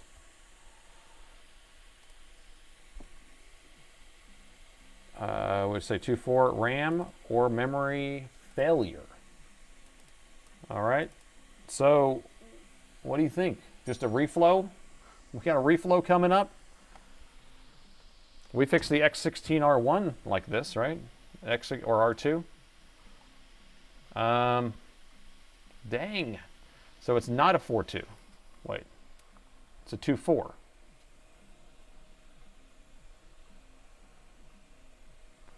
You got lurkers coming in. Okay, reflow, yes. Wait, so why is someone saying it's Karen? It's a 2-4. Did I say 4-2? Because there is no 4-2. It's always 2-4. Red goes first, and then white goes next. All right, so basically what we have going on here is if it's giving us a 2-4, and this thing has integrated RAM, so the chips are on the board, and it's a failure, we may just need a reflow. We must have a cracked solder joint on one of the memory modules or chips, and we might just need to reflash it. Can't really do a test on it because this thing has it integrated. But let me open at the bottom and take a look inside. All right, and the bottom is off. All right, quick look around. So we have the main battery. The main battery takes up most of the bottom of the laptop. This thing does have the battery screwed in. The terminal's not screwed in all the way though. I think they might have the wrong screw in here. I don't know. This thing does have 2 fans on it. A lot of these are passive cooled at this size. And the heatsink covers up most things, so we have to take that off in order to access the RAM and all that stuff. And the board almost looks like it's not screwed in right. It's kind of bent almost. Look at that. So I guess it's been taken apart by high school students. That's what I hear, at least, right? So if the board has been flexed or bent, then that will make sense why the RAM is not working. So we are going to have to do BIOS first and then reflow. That's what we have a consensus on, or we have some people recommending that. We could try getting into BIOS recovery. The issue is if we are getting a 2-4, we're not going to be able to do BIOS. Now we could try flashing a BIOS on here manually, if that's what we're thinking, but I'm trying to, let me think about this. Level 2 hype train in effect. Good job, guys. You guys are crazy. Okay, more reasons to reflow. Because the thing is that if we have a RAM issue, I feel like that might be the quickest and easiest thing. Now, we could do the BIOS on here, but I don't think it's the BIOS at this point because we have the RAM issue. So that's where I want to start, I think. I keep saying that. Chesty, Lurkin, not the BIOS, reflow the RAM chart. The premise concurs. He's a concurrer. Good morning, you guys. Hello, sir. Fix the error code first. Exactly. Okay, so we're going to have to pull this board. And so let me get unscrewing. And then when we put this back together, I'll make sure all the screws are in the right spot because some of these don't look like they're in the right spot. Maybe the RAM's plugged in is cooked. Well, there's nothing plugged in because it's built on the motherboard. So I'll show you that in a second because I'll have to pull this heatsink apart and I'll show you what's underneath it. But it's built on the motherboard. They are built on the motherboard. Yes, soldered on. Soldered on. Okay, and this one has a weird battery connection. It actually uses a board-to-board connector here, and it looks like the screw is messed up, bro. And I bet this battery cable's messed up too. So this screw is screwed. It is screwed. Let me see if I can find a... It should take a T5. So here's my T5. Let's put that on there. That T5 is a little bit bore-holed. So let's go T6. Let me see if I can find a T6. Oh, it just powered on off the battery just now. Okay, here's a T6. Let's see what the T6 does. T6 is a little bit girthy, but look, it's powering on off the battery. All right, but we're just going to take this out anyway. This is a special screw.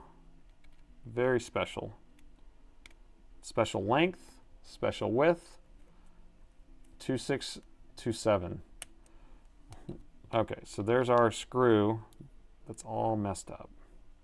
All right, let me show you what the interposer looks like. I love these interposers because you can't find them, you can't buy them, you can't get them anywhere, yet they have them installed in a machine. So the battery actually just has a big positive and negative trace here. We got data clock is present and then a battery temperature. And that's it on these pads, but these things will always get bent up. So let's just double check it and make sure it looks good. Looks good, Billy Ray. Yeah, it looks fine. So we're going to be careful with it, though. I'm going to set it off to the side. Make sure that it's safe. All right, let's continue taking this out. That screw is screwed, man.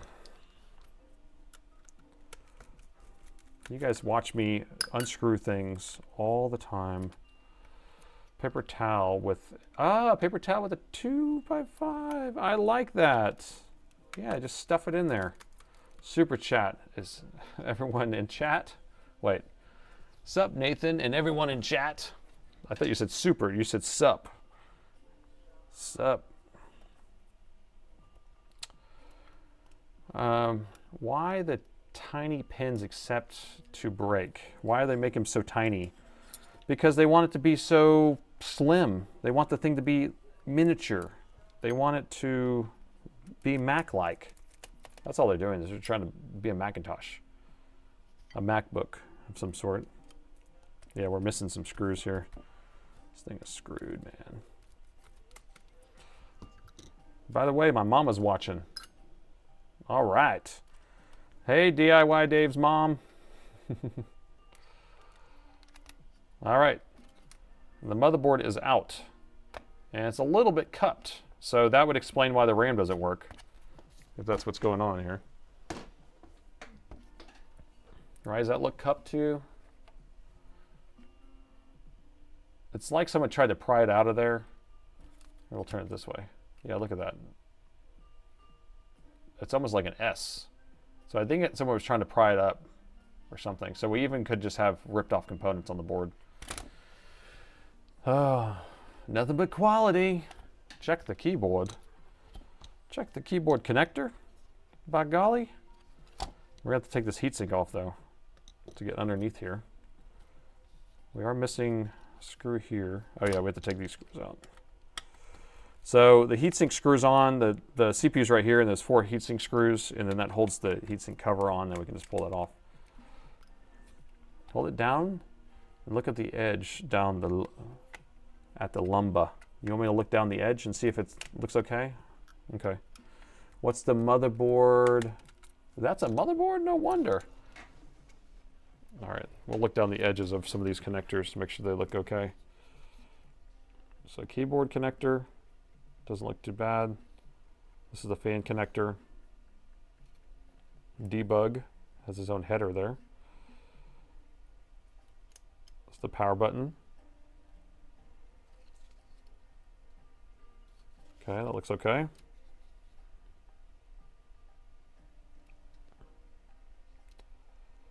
And this is the LCD connectors and the camera. Oh. Ha! Wrong button. Someone should have caught me earlier. Okay, so here's the keyboard connector right here. It looks okay. And this is the fan connector, and there's the debug header. That looks okay. And over here looks all right. That's the power button.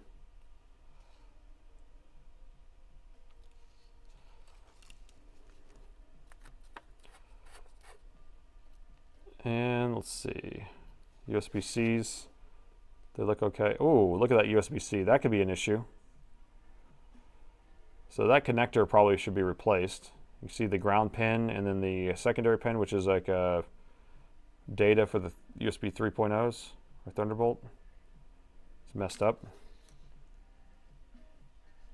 The LCD connector in the camera. This looks okay. Okay. Switch camera view. Okay, so you guys, my mods can switch the camera view, so if I ever mess up, they can just do exclamation point microscope and exclamation point overhead, those types of things, because I do mess up quite a bit.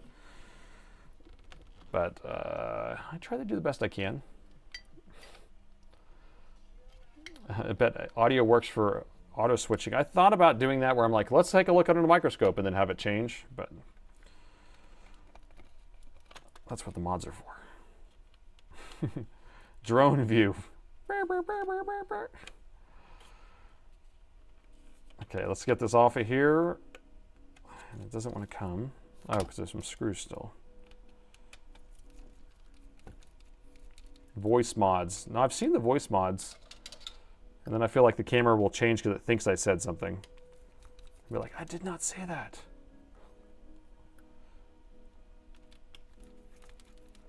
Chair still working well? Yeah, it's pretty good. I have to remember to sit kind of far back on it, just because then it gives me my upright position. If I sit forward more, then I'm slouching. So it's the same old, but it does feel much better. And it is a netted back, so it's a lot cooler. It's a lot cooler, man. So thank you everyone who donated to the chair fund. All right, and the heatsink is off. All right, so we have the heatsink off, and there is evidence that people have been in here, right? So we have, this is gonna be for the RAM coolers. So here's our 4 sticks of RAM, or 4 memory modules. And this is actually supposed to cool it. You can see there's holes all in it. And then it looks like the thermal paste, the factory thermal paste, is a little bit messed up a little bit, but these are gonna be what's throwing our 2.4 error. So it's probably not powering up, or one of these modules are messed up, because it says an error, right? Failure. So if it's a failure, then it doesn't mean it's missing. So therefore, it probably is there. It just doesn't know how to read it. So one of these probably just need to be reflowed. And so we'll just reflow all of them. And reflowing is the act of heating them up, melting the solder balls underneath, because these are going to be BGA packages. So they're sitting on a ball grid array of a bunch of solder balls. We're going to add some flux, heat it up, tap it, make sure it moves around, and then put it back together, and it might just turn on and start working. Now, why is that piece of metal gouged out of there? What's up with that? Can you see that? What's up with that? This is a broken piece of metal here. So what was here?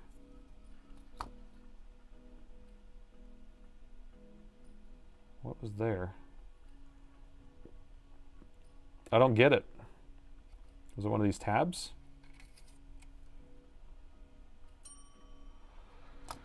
Yep, teenagers digging through it. So high school students apparently have worked on this laptop, is what the story goes. So, all right, plan of action, we're just going to reflow those. Unless we should do physical inspection just to make sure too. Oh, is this another one? No, that's going to be the, that's the hard drive. I forgot this thing has an integrated SSD. Yeah, there's no SSD, so that's the SSD right here.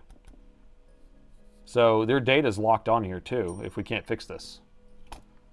So the chip where the cut is has a scratch. I think it does, right? You're right. Oh, there's a chunk taken out of the corner of it.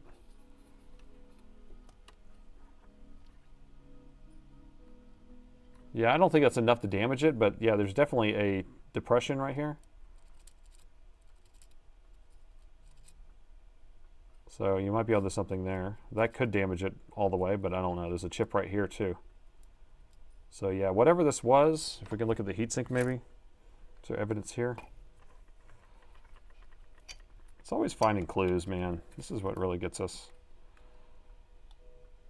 Yeah, I don't see a reason why that was happening. Metal shield is missing some shielding. Well, this notch is missing here, so there's something right there. But, the metal shield is missing some shield. All right, so should we reflow these anyway just to check it? I think it's what we're gonna have to do. I think that's what we're gonna have to do. All right, so I'm gonna start, it depends, where do we want the air to blow? We want it to blow away from these, so we'll probably go this direction. But I don't necessarily want to blow at the CPU, so maybe we'll blow it like this. How's that? So when we blow this way, we'll start with this one, and then this one will get hot, and then this one will get hot, and this one will get hot. What about our Wi-Fi cable? Gotta get this thing out of here. Wonder if the actual RAM chip is cracked. I don't know. We'll have to replace it if we need to. Like I have more of these boards, so I can definitely come up with one of those chips if we need to. All right, I'm going to put Kapton over that, I think. Or here, I have this metal shield. I'm just going to put this metal shield like this. That will help block some of that. All right, I think I'm ready. We'll heat it this way. I'll be able to tap this here. I'll be able to move this down. Kind of get my game plan ahead of time before you start getting into it, because you don't want to end up having to shimmy around. You want to be comfortable while you're doing this. I probably should put a little tape on there anyway, because I have a piece right here. So I'm going to add tape, and then I'll put this on here. That way it stays in place in case it blows around. So I'll put a piece of tape across this, like that.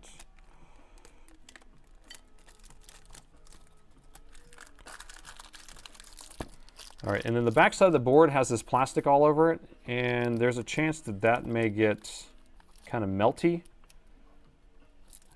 by us doing this, so it'll make it look a little bit ugly. So we could take that off. I'm gonna risk it, and we can always just move one over from another board, but that's just something to think about. All right, here we go, let's do it. So we're gonna reflow this. Anybody else have anything to say? You'll be back in 45 minutes, Led? Okay, all right. If you're not back in 45 minutes, we'll just wait longer.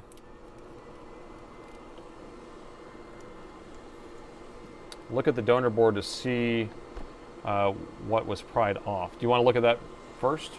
Remove plastic. Do you think I should remove that back plastic? It's not really plastic, it's just like sticky tape. So here's donors.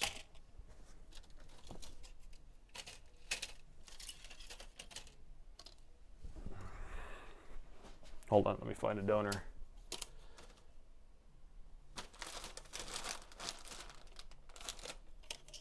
Do I have one already opened up?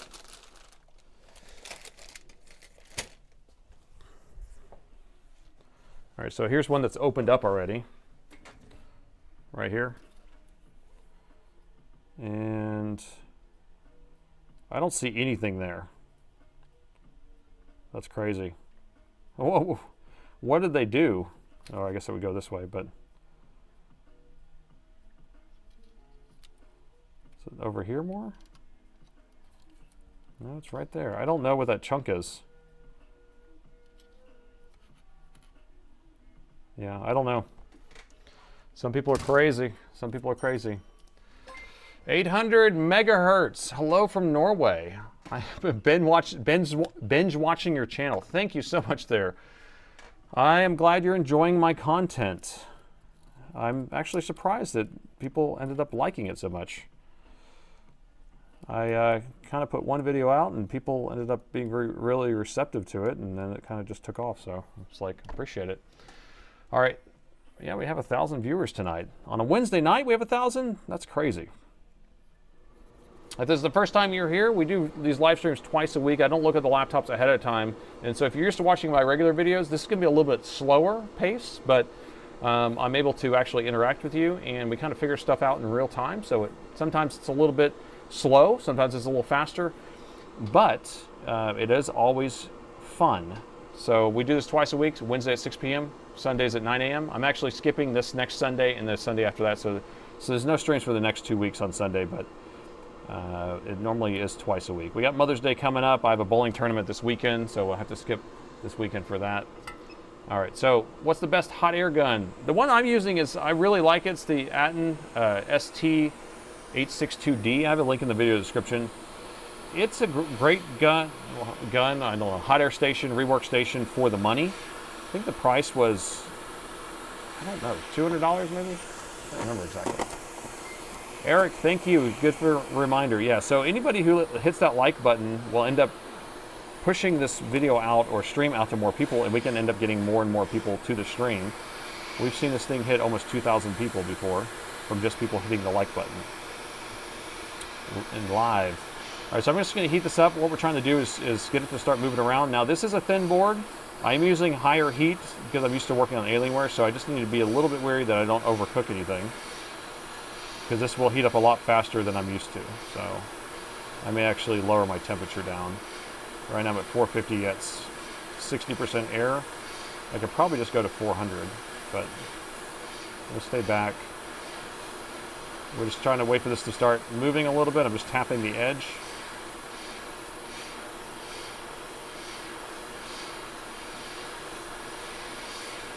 Let's see. It's hard for me to look at chat at the same time while I'm doing this, guys, just to let you know. So it's getting hot in here. It's getting hot in here. All right, so it's starting to move. So there's our first one done. Now we're going to move down, okay? So we're going to keep going. So we got our first one tapped and reflown. So now the board is kind of hot in the area, so it should go a little faster. Oh, we need flux on this one. Oops.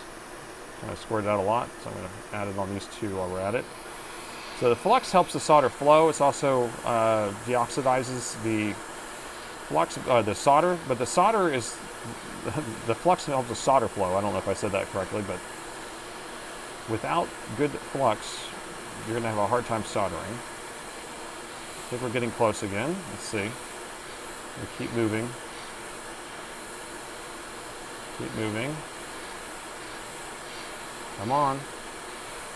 Come on. Almost there. Okay, that one's moving and just tapping, trying to get the whole thing to move. There we go. Got it. Moving down. Now, if you don't mind, we're going to try to figure out if this is going to resolve the issue. So this board was turning on, giving a 2.4 error, which pointed to a memory failure. The memory is built on the motherboard on these little tiny systems. So if you want to put up a poll to figure out if this is going to fix it or not, let's go ahead and do that. And I forgot to take the back thing off of there. We were talking about pulling this little back cover off the back of the motherboard. That's going to end up being a little bit melty. I should have done that. I was not paying attention. I got distracted. So might have a little bit of melted back cover over here. So we already see that component over there is starting to move, so we got to be weary of blowing any components around. Tap, tap. Good.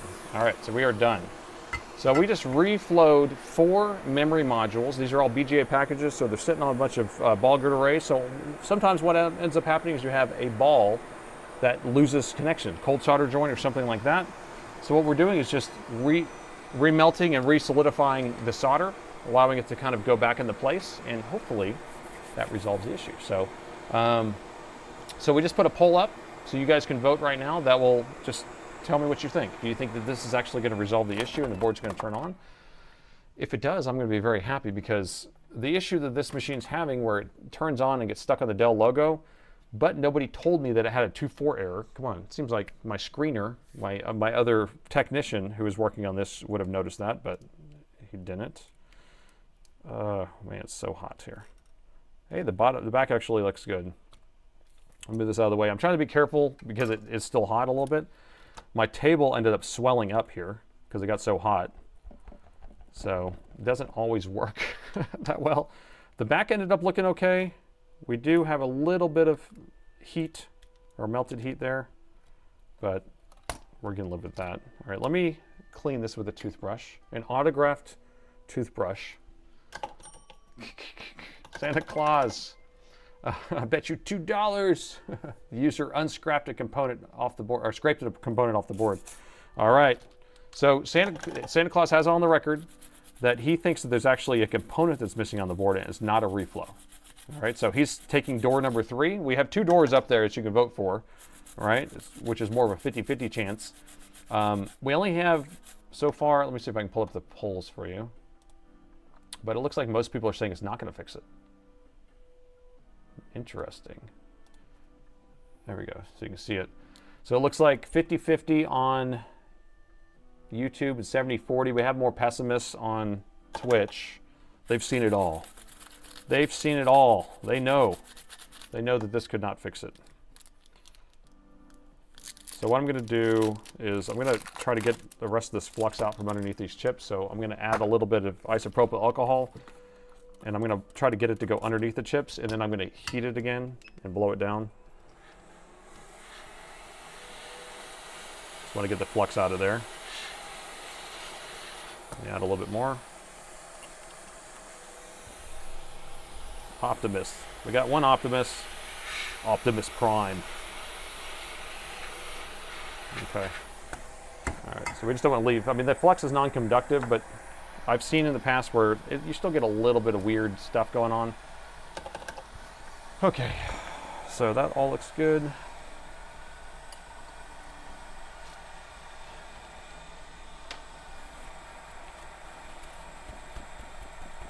Okay, I think the RAM is cooked.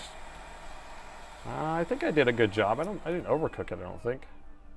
The board is still a little bit wonky in shape. What if someone already reflowed it? And that's why the board's all bent up. Look at this, it's almost like an S-curve. But it would make sense if someone was trying to pull this board out and they just like pried it in a way. All right, I'm not gonna rethermal paste it really well. I'm just gonna kind of put a little dab here. This is just for testing. We're not gonna sit here and do everything perfect because we don't know if it's even gonna work, so.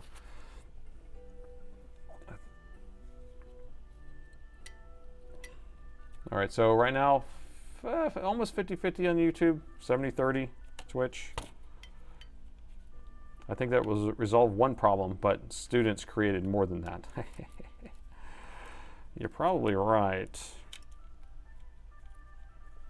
You're probably right. So this cover is a pain to get back on. I gotta line it up just right.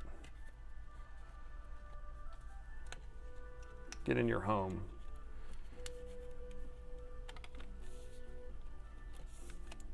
Okay.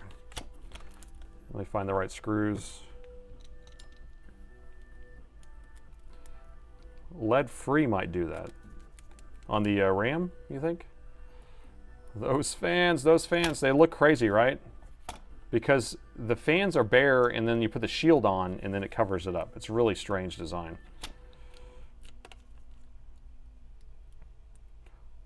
What the flux did these kids do to my tool shed? What did they do to this laptop? So high school students working on fixing this, I wonder what class they were in. Would it be computer hardware and software class?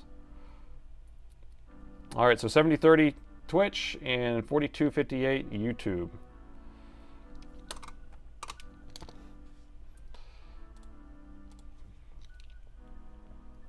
Those meddling kids.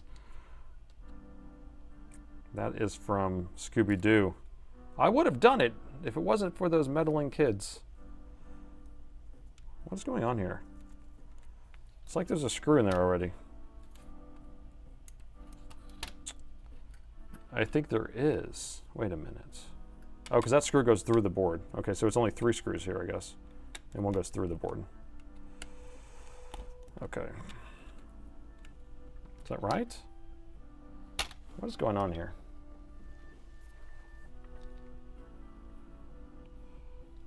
How is there a screw here?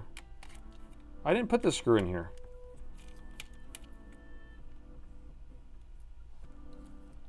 Maybe I did when I was like in autopilot mode. I don't think so. Because that's not the screw I was trying to screw in just now. Okay. Wi-Fi cable, Nathan. Wi-Fi cable. All right, well, let's figure it out. I think I'm okay. The Wi-Fi cable's right there. This should fold back over here and come right back over there. So I think we're okay. I should be able to reroute it and plug it back in there. I'm not super worried because it's just out on the other side. Okay. Ready for this?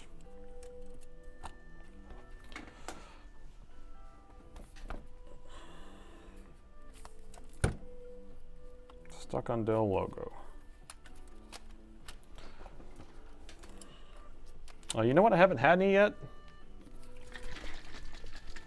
Haven't had my green drink of the day. Apple, celery, cucumber, kale, collards, and lemon.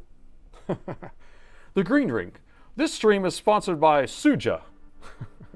Not really. Gotta have my green drink. This to help my brain.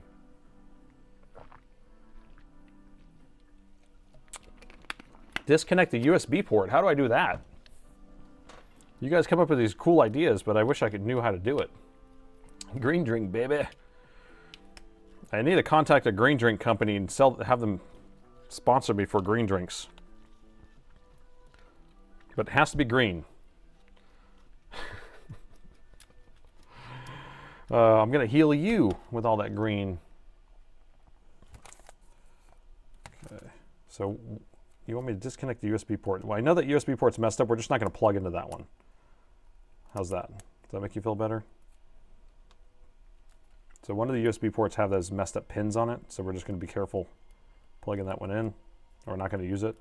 That's the power button, and we don't necessarily need the battery, so I'm not going to use it. Yeah, good idea for a sponsor.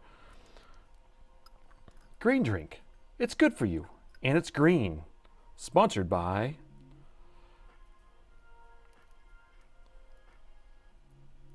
The screws are so freaking tiny.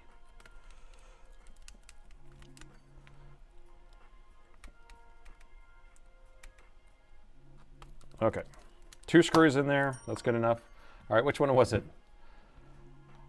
A green drink and liquid metal sponsors. This stream has been brought to you by the color green. All right, let's figure out which one of these USB ports are the ones we need to avoid. Okay, this is the avoider one. It's gonna be on this side. You can see how the pins are kind of messed up on this one side. See it in that corner? So we're gonna avoid that port. And that's going to be this side. So we're not using that side. All right, here you go. Let's open this up gently. Oh, the hinge is already busted a little bit. I can feel it. Okay, I'm not even going to plug the battery in because I'm crazy, that is. Crazy Nate. That's what the shirt says, Crazy Nate. All right, I'm going to plug it in. 3, 2, 1. So up here should be our error code if we're going to have a 2.4 like we did before. Where's our Dell screen? We don't have no Dell screen no more. We're going to plug this. Make sure we have all this plugged in. Maybe we do need the battery plugged in still. Maybe the battery was kind of registering before allowing it to come on. I don't know. Oh, here we go. Oh, right. Banana sponsor. So it has potatoes, beetroot. Oh, I love beetroot. And banana sponsor. I love beets drink too. I do love me some beets. That would be nice. Sounds delicious. Send it over. All right, so this thing goes pin 1, pin 1. There we go. How are we ever going to screw this thing back in with that messed up screw? You had an idea, right? Where's my screw? Is this it? All right, this is brought to you by Fugly Screw. The screw that rules them all. All right, so you said put a paper towel in there? Paper towel and a 5. Look at that. Who's cooking with bacon grease? Look at that. That boy's smart. Okay. That's screwed in there. Let me add one more screw so this doesn't fall out. All right, we're getting closer to figuring out if we ruin this board or not. That's a bad screw. Yeah, that screw's so bad. It was a T5, now it's a T6. Or it's a T5.75 because it's not quite a T6. Okay, that's plugged in, that's plugged in. We have battery.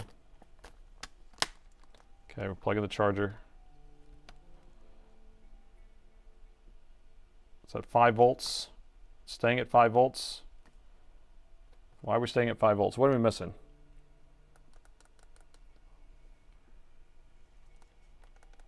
We broke it. We made it worse. Let me tilt this back down. I'm going to hook a regular power meter onto it instead of the other power meter. We'll see what this does. We might have to pull those darn things off of there. Not looking forward to that. Wi-Fi antenna's stuck. The Wi-Fi antenna's out. It's right here. It's safe.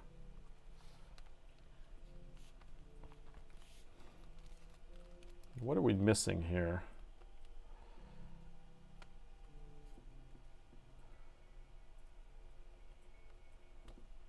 Then we're going to have to check for a short. Bad socket. This was the one we were using before, but we also could power it on with the battery, so we could try that. I broke another laptop! I didn't remove any chips. The keyboard mesh. The fans were spinning up before. Fans unplugged there. Let me plug the fan back in. Oh, the power button was not plugged in. Let me see if that works. It was powering on automatically every time I hooked up the battery before. Stuck on Dell logo. Resolved. Yeah, you've nailed it. It has been resolved. So now we're pulling 0.12.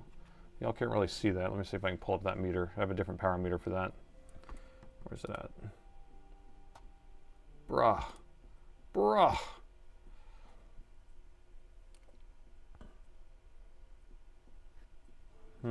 What's going on with my power meter view here? There we go. All right, so it's stuck on 0.12. Let me try it again. Now I'm inclined to try this side. The smoker. This is what I call the smoker plug. We're going to be careful though. 0.12. All right, it's doing the same thing on both sides. Well, I technically did fix it, by the way, so we have to pull this thing back out again. I don't know why it's not turning on now, but I can tell you that it's worse than it was. So the issue with this board originally, or this machine, it would turn on, hang on the Dell logo. We did get an error code saying 2.4, which was pointing towards a memory error, so fix the problem. Wait, what? Did the plastic on the back go back on? I never took it off, actually. Or is it shorting on the case? We're going to take a look at that stuff. But stuck on the Dell logo, giving a 2.4 error, which is pointing towards a memory issue, and then we reflowed the memory, and then now it's not turning on at all. So it could mean that the reflow went bad. Power saving mode? I don't think it's power saving mode. So I'm going to grab a test board, and I want to show you. He has it reap all the memory time. Hooray! I would love to do that. Thanks for asking. I don't know if I even have a stencil for it, to be honest. That's the thing. I guess we could have reflowed one chip at a time. But what I want to figure out is this thing should power on battery. I mean, on the charger without plugging in the battery. That's what I'm thinking. I probe aliens, but not XPS aliens, I guess, right? All right, let's try this again. Let me do it with it on the bench.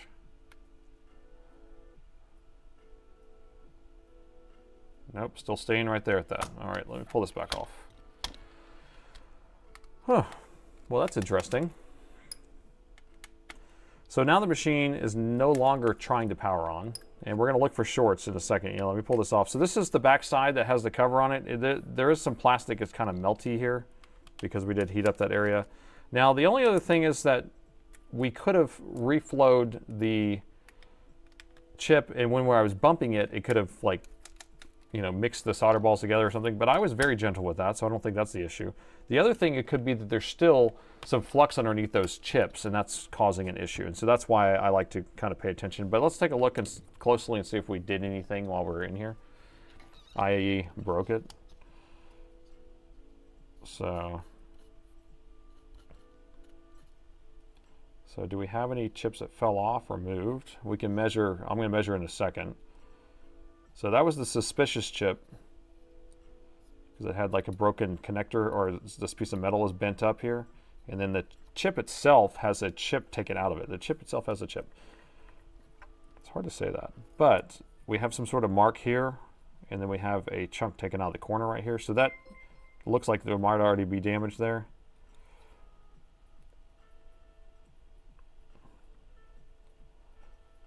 And this is just from the heat we were just dealing with.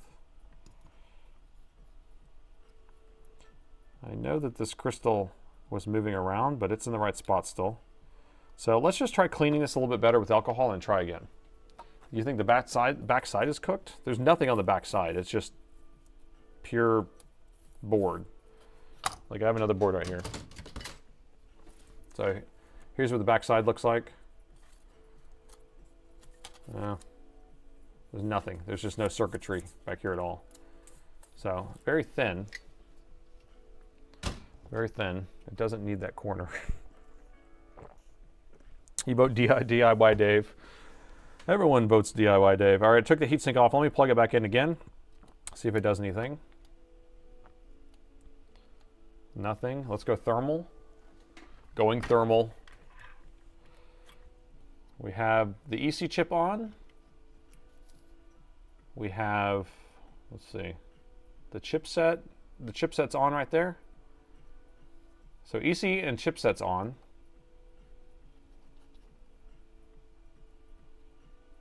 Yeah.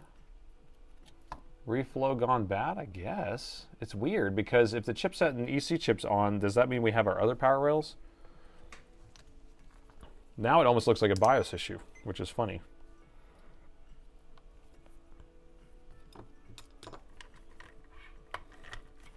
When reflows go wrong. On this episode of Crazy Nate Ruins Motherboard. Okay, so we have our 3.3 here. We have our 5 volt here, or 4.9 because of the charger. That is the RAM power supply, but it's not doing anything. So we have all of that. That's the CPU, so that's not going to be on yet. What is that? I don't know what that is.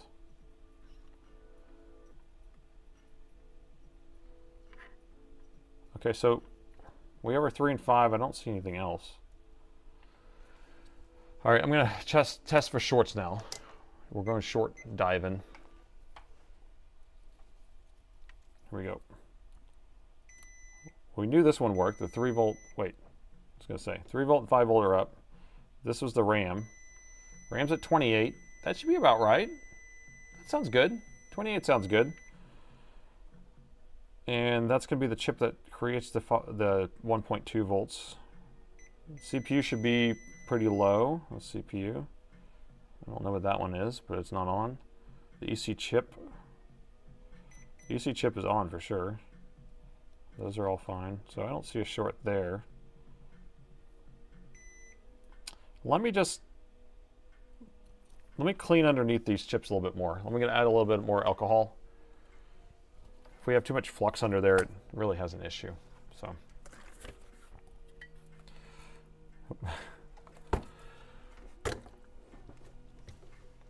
for grace, ye saved though faith. All right, let me do that. Putting alcohol there, I'm going to spray some hot air again. Let's see if I can push out any of the extra flux that's underneath these chips here.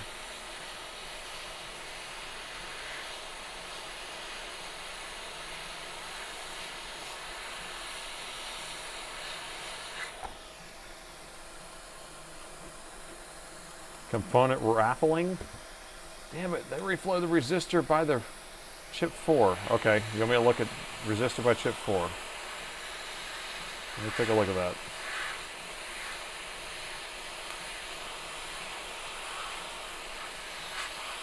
Okay. We have a resistor by chip 4.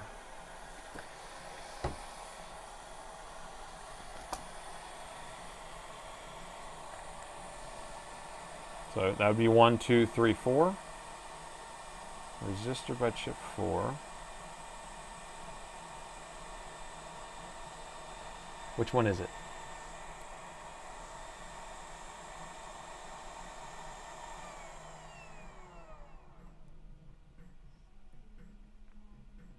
Multiple reflowed resistors. Well, I'm not seeing anything out of the ordinary. Am I in the right area? The other chip 4. Okay, I like that. So this is the first one we reflowed, was chip 1, and then we went that way. And these are all capacitors right here. These are all capacitors. It looks like that's a resistor right there. Resistor, resistor. Missing, I mean, there's always missing chips everywhere, but that's normal.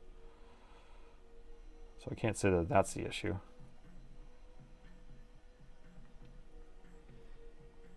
Looks good, missing chip. You know, I mean, the other thing is that this right here could have went bad from us heating it up, you know, because it was already kind of messed up. So we could have heated this thing up and then caused an issue. Now, we're only measuring 28 ohms here. The thing is that this thing should still come on. You know, the crystal oscillator didn't move. That's the only other thing I can think of. Come on, Crystal. You're my girl, Crystal. Where's the crystal at? Where are you at, Crystal? The crystal is still attached. She's still in play.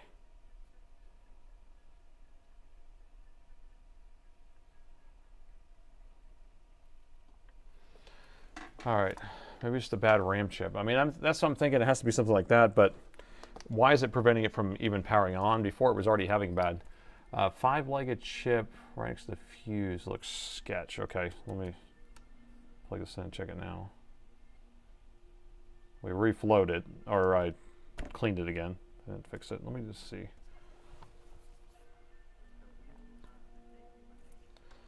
Voltage. So we have our 3 and our 5. RAM power supply's not there. Okay. Okay, will it boot with missing RAM? I mean, it won't boot, but power on is a different thing. Yeah, it should power on. To me, it should power on, because before it was powering on with RAM failure. So the crystal last off. Oh, scope time. But I don't think the crystal would be on yet, though. So without the power being on that 5-legged chip right to the fuse is sketch. Okay, so let's see if we can find. Do we even have a fuse over here? So we have 5-legged chip. That looks very fusy, but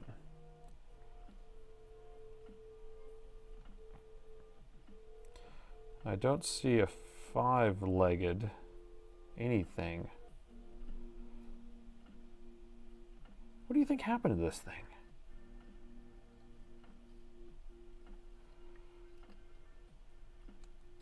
You know, do I have flux underneath the CPU? I didn't think about that because I had a bunch of flux below that way. I wonder if I have flux underneath the CPU. The EC, you know, I don't think it's a firmware thing. It can't be a firmware thing because it was just working. It was just working. Doesn't make sense.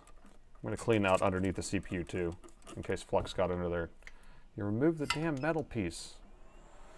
Which metal piece?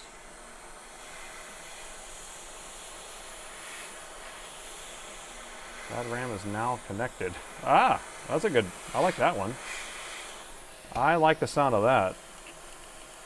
The bad RAM chip is now connected.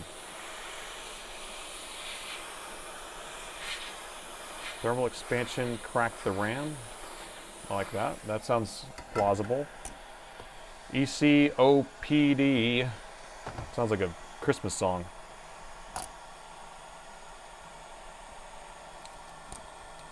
Ultrasonic bath, 1,100 viewers. Wow, people are liking the stream. Good job, people. So, 1,100 people here. How many people is this the first stream? I know that I saw somebody saying it was they just started watching the videos today, but wait a minute. Wait a minute. Jean-Paul.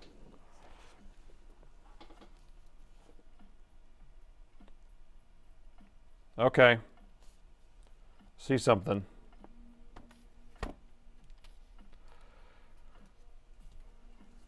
I see something strange.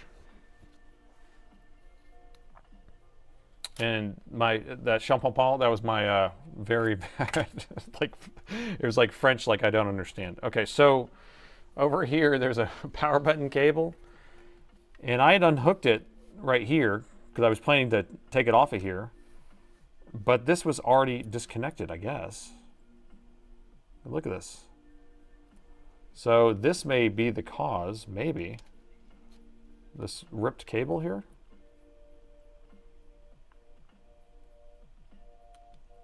I don't know. I'm just going to disconnect it. So if it's shorting out on something on the board, it could be causing that issue. I don't see myself have ripped that, but maybe did I manhandle it out of there? Did I raw dog it out of there? I don't know. I got more of them. We can replace that. That's not going to be a big deal. All right, so I have that out of the picture. This goes to a fingerprint reader module and then goes to the power button board. So now the board should just turn on if that was shorting out. Nope.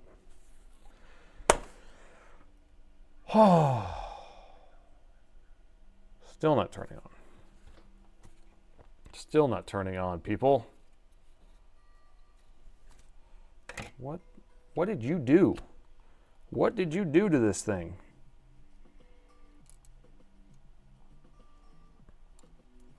All right, so it went from a Dell logo with an error code to no power at all. I mean, it's giving symptoms of something else. It's a fingerprint reader, people. It's a fingerprint reader, and then it goes to a power button. But without the power button, it's fine, because it should just turn on. So I'm holding the battery plugged in. The laptop was made for an Australian market, and all the electronics fell out. Rookie mistake. You need to hold it upside down, eh? Oh, my goodness. So, you know, another thing I'm noticing is it's not charging the battery. Not charging the battery. Is there a way that this could be a BIOS issue too? Check the PD controller. That'd be weird. I was so excited for it to not be a PD controller issue. All right, so we actually have a pretty good amount of people, or 13%, about 10% is new to the stream here. So we do these twice a week. It's kind of crazy a lot of times. And so right now you're witnessing something that is quite annoying when we have something that doesn't function or something that got worse after I was going to fix it. Wondering if the PT has gone back. I mean, it has, something like that has to have happened, but I just don't understand how it did. It's only negotiating 5 volts. Yes, USB is only negotiating 5 volts. Before it was negotiating 20 volts. And I can show you what it looks like with this meter here. Before it was doing 20 volts. So we're at just 5 volts right there. It won't boot off the battery. We already tried that, but although the power button doesn't work. So let's try it off the battery. So let me put this meter back on here. I'm going to have to trigger it on manually because we don't have a power button cable. But that's okay. I'll plug this battery back in. I'm going to hold the battery connector down. We're going to figure out which pin is the power button pin and see if it powers on.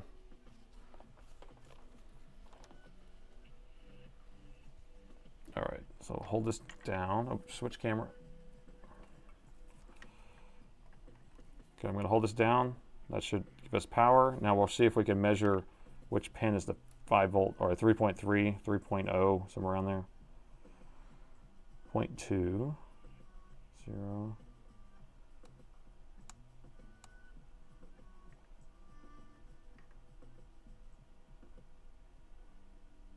0.05. Well, if we don't have voltage to our power button, then it's not going to turn on. So there's something to know. So we're missing like our LDO. Switch 2.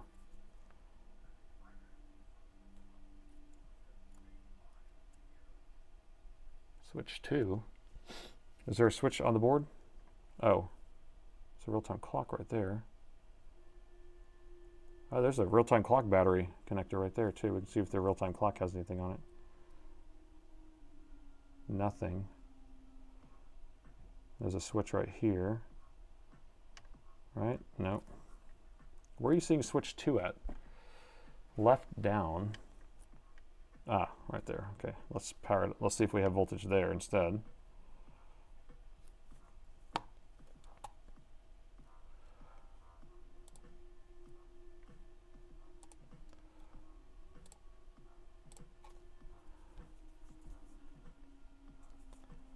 Okay.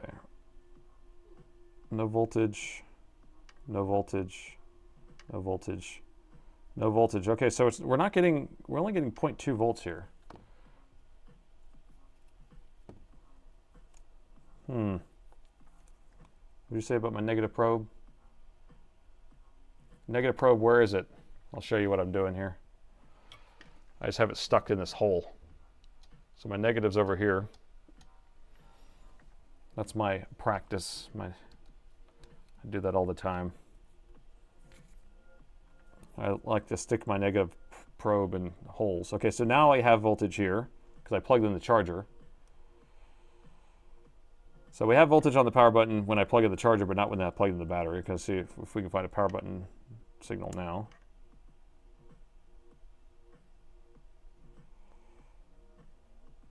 .02. I'm trying to find a 3-volt signal here. 3.2, that could be it. So it could be these 2 pins right here.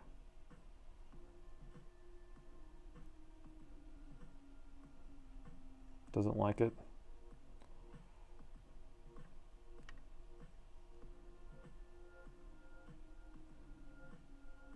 .41, yeah, so it has to be these first 2 pins. It's not triggering on.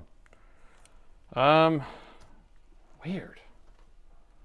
This doesn't make sense. Yeah, I mean, all these things make sense. Like, it could be the power management chip, could be the BIOS, could be the PD controller.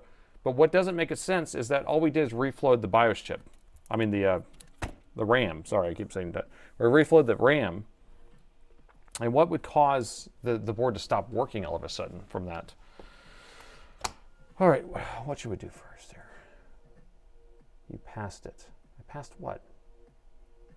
It was the first pin you had it. Now I know, I was shorting out the pins. They're not turning on. The top pin was a 3.2. Or are you talking about the very top pin was 3.2 and that's the one? I know there was a 3.2 up there. I mean, we could try that one too, I guess. We'll try that one too. Just to be sure. So this very top one was the 3.2. Really what I'm looking for is 3.0 or 3.1. So it could be these top 2, so let's do those 2. And it's still not coming on. And then if I measure this one here, and then this is ground, right? Nope, this one's ground. So I should short those 2 together. And we should be able to get the thing to power on.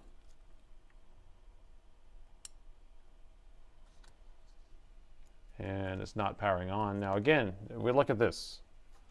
Look at this. Our EC chip is on, and our chipset's on right here. So, and then our power rails are on. This is all BIOS related stuff.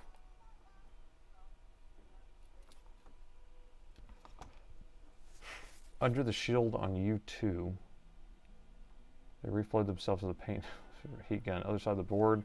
Other side of the board has no, it's not populated with anything. I mean, we can try to peel off all the stickers here and just take a look.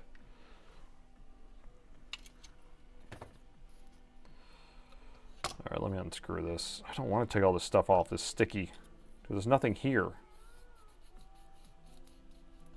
I guess there's a little something here.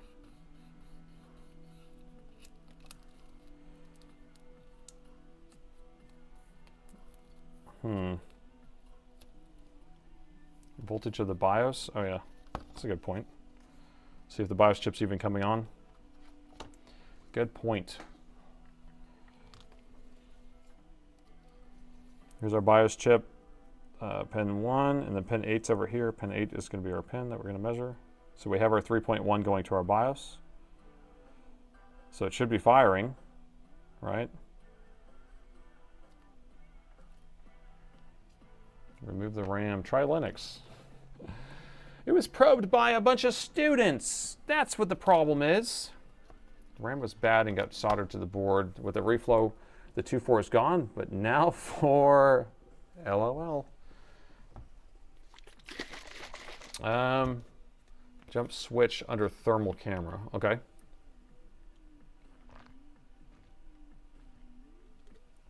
I mean, it could be the BIOS, I guess. It could be the BIOS. Yeah, I'll try powering it on while I'm pressing the power button over here under the thermal camera. Anything? Let me use the tweezers.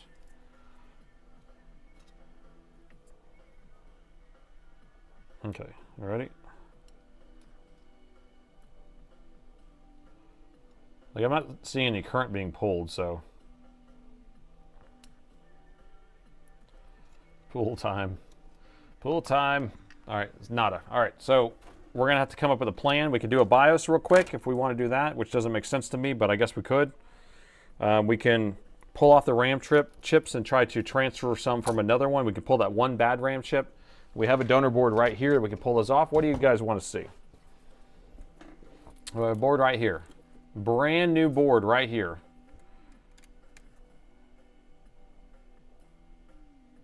And this board powers on, so we know this board's working. The CPU is heating up. It has a bad USB port, I could tell because I had to wiggle it around. So we have RAM chips we can use. We know that it should power on right when we plug it in. And we can just pull the BIOS, or let's see, pull RAM, BIOS firmware. EC firmware, I think, is programmed probably when you turn it on. So yeah, it's a mech chip, so this is going to be programmed by the BIOS, so I wouldn't worry about the EC chip. Do a RAM swap. Okay, so y'all want a RAM swap. Looks like most people want a RAM swap. All right, let's do it. We okay with that? I don't really feel like doing it, but we're going to do it. Now, the question is, do I have a stencil for it? I doubt I do. So what my plan would be is to try to do a clean pull of some sort if I can, but I don't know if I'm going to be able to. So we could start with just that one RAM chip. Let me make sure these are the same chip numbers too. They look a little different physical size wise. So this is a SK Hynix. This is a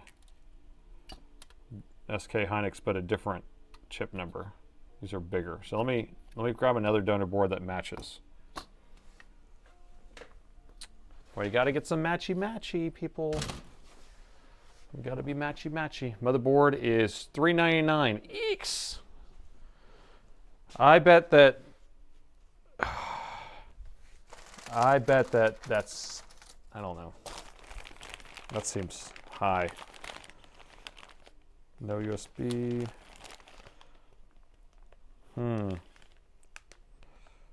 Which board was this? This is 93. Oh, that's right. The 9310, right? I have a bunch of these boards here. Okay, here's another one. Is that the same board? That one looks closer. $399. That seems expensive. That's crazy. I wonder how much we had to pay for those to get them. Sometimes we have to pay a bunch to get things just to have it in stock. All right. This is not the same chip. I hate when they do this, where there's like a bunch of different chips they use. So that's an SK Hynix, and this is some other SEC. Not negotiating 20 volts. Why? Why are you doing this to me? That's funny. Here's a board that says RAM failure right here. I wonder what RAM it is. And these boards say USB is not detected. A whole stack of those. Charger and BIOS. Flash BIOS, still no USB. All right, here's a couple more. A stack of these boards. Okay, what about this one? SK Hynix. And this is a totally different board. So, what's the issue? I came in late. So this board originally turned on and it just hung on the Dell screen. And we got a memory error, so we decided to reflow the RAM on the motherboard, and then now it won't even power on at all. 7390s. That's why these are 7390s. So we're trying to figure out what happened.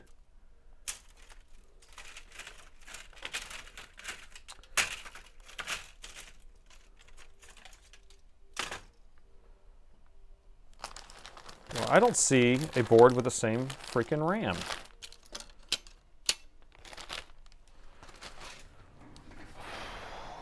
That's annoying. What part number is this?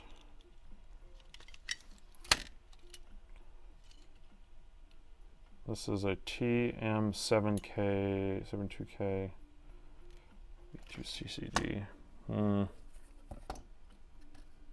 Okay, now I know what I'm looking for. Now I know what I'm looking for. Okay, let me dig through my stack. I don't know if I even have one of these boards. UD2 is the USB-C chip, right? Because this is the PD controller right here. There's a Winbong chip that runs that. And then there's going to be one on the other side also. I just don't know. Several people are commenting about possible solder ball under the rail, under the RAM. I mean, we could, I know. I mean, just, I guess, reballing it. But I don't know if I have a stencil. I mean, we could pull one off and just see if we have a stencil. That's how we can figure it out. Fix the donut board and replace it. One of the boards had RAM oriented at 180 degrees difference. Yeah, because all those other boards are actually different, I realized. So these are all 7390s. This is a 9310 motherboard. And here, we can just look in this area right here. 9310, 7390. We can actually see that it uses a totally different PD controller. The board shape's the same. A lot of the stuff's in the same spot. But these chips are actually a different orientation. You can even see spacing's a little different for a lot of stuff. So this is a older generation board, and this is the newer generation board, the more expensive board.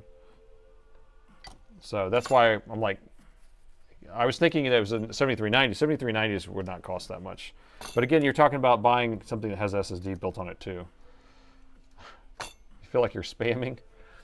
All right, let's see what Chesty's saying. Physical inspection. Look close to the U2 chip, U2 chip, U2 chip, UD2. So UD2, let's see. UD2. Chesty, UD1, UD2. Look close right here.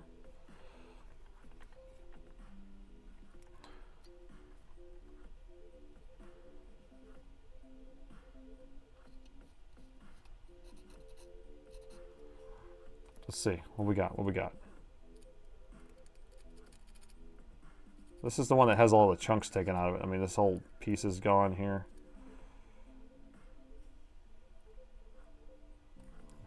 You satisfied there, Chesty? 20 volt, no RAM, come on. That's where we're at.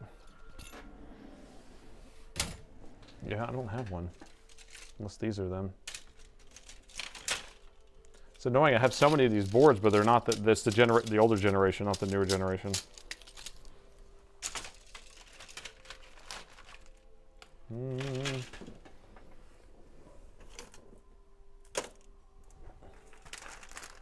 Well, that's going to make it a lot harder. Yep. Okay. Now we got to find a board that has the same memory chip then. I agree with the bad RAM is not connected. Okay, let's just reflow it again. I don't know. I don't know where we're at. So let's just reflow it again since we have no other way of doing anything, apparently. And we're going to start losing traction here because we're just kind of spinning our wheels. All right, so I'm going to reflow all the chips all over again for science. Take them off. Well, maybe we could take off this really messed up one then. If we take it off, we have to commit to that because we may not have a stencil and then we're just going to have to bench the whole thing. I'm going to switch to a pair of pliers. Maybe the suggestion is just removing the chip environment. Okay, so let's just remove UD2 to start with. And then let's just see what it looks like underneath there. Okay, all right. We have a plan at least. Whether the plan is a good plan, I don't know. We'll figure it out. Here we go.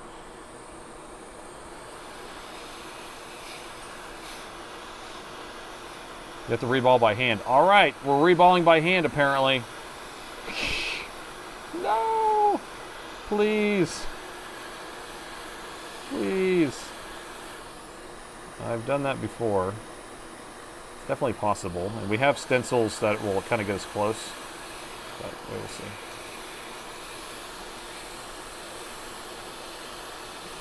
We can do a soaring reball, which is basically you just put solder on the board, solder on the chip, and then stick it down there really close.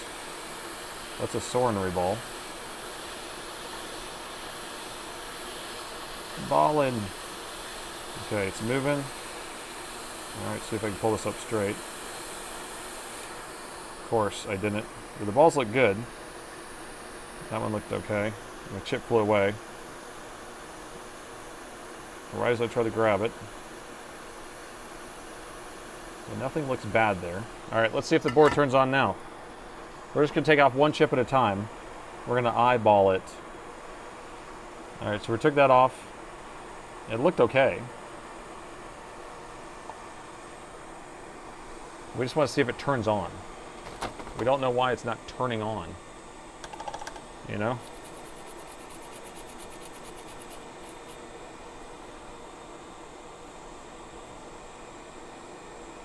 Okay. What's the chunk sticking out of the metal? Yeah, exactly. It's this piece of metal that somebody messed with and they made impact or something. That's what our suspicion is that that's why the RAM doesn't work, is they did some sort of damage on the board, whoever worked on this. It was a high school student, apparently. Clean the flux. I keep getting heatsink compound on my toothbrush here.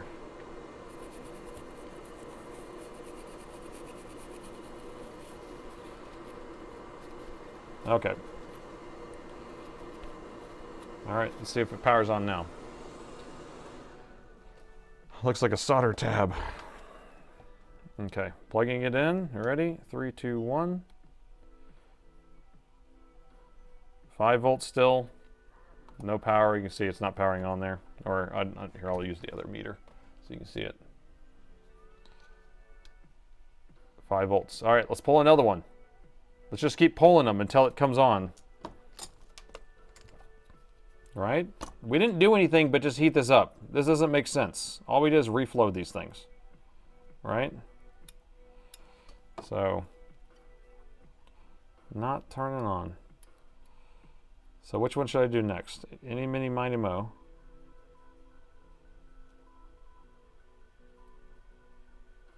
This one looks like it still has a lot of flux under it, but maybe it's because the flux just flew that way. Remove the broken USN. Number 1, number 4. What's a USN? USB even. Oh, yeah, because even this USB. Oh, it's this side.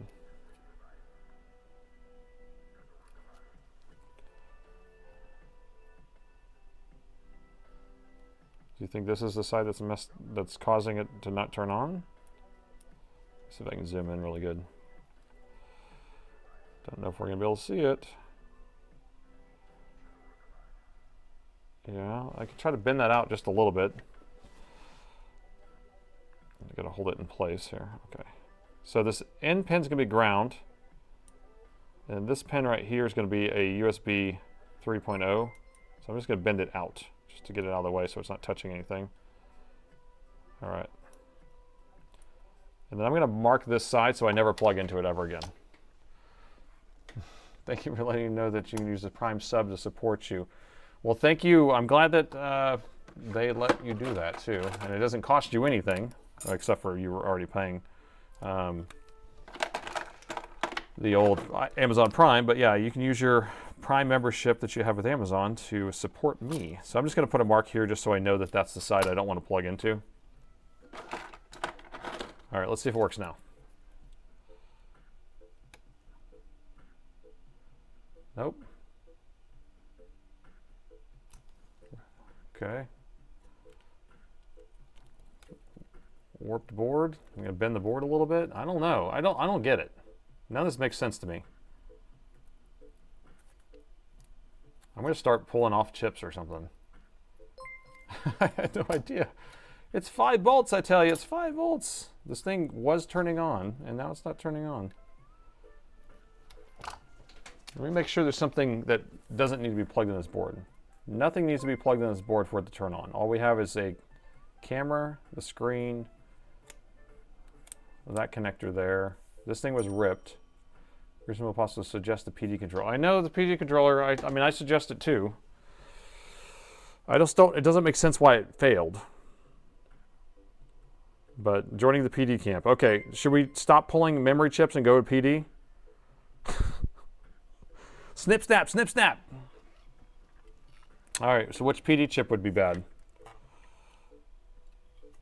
Which one? If we're gonna stop pulling memory chips, we gotta start pulling something. All right, so we have this PD controller over here. Why is it so melty over here? Thanks for the cheers. 200 cheers, thank you. All right, it's a 6.5 something, right?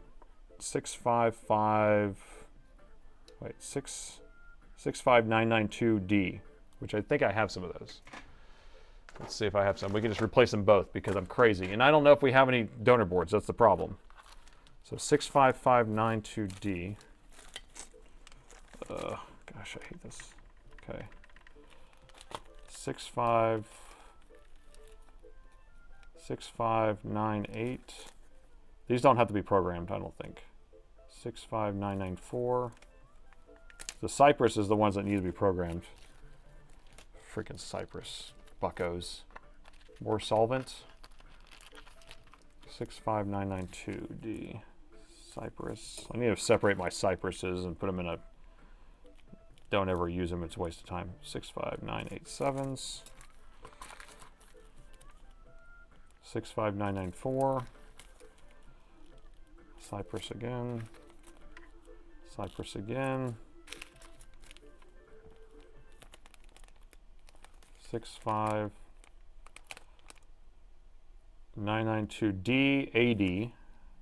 AD. Okay, found it. Rock and roll. Rock and roll, people. We have a plethora of these. I would say we have a plethora. I would say. I need heavy concurrence on my plethoras here. Look at that. So the AD does matter, by the way. So it's a 65992D AD, 65592D, or 65992D AD. All right. Concurrence. There's lots of concurring in this crowd.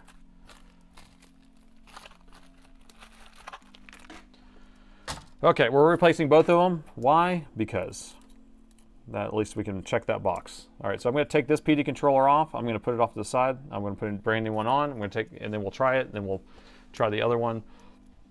And then these are Alibaba specials. Yeah, these are actually probably AliExpress specials because I couldn't order them.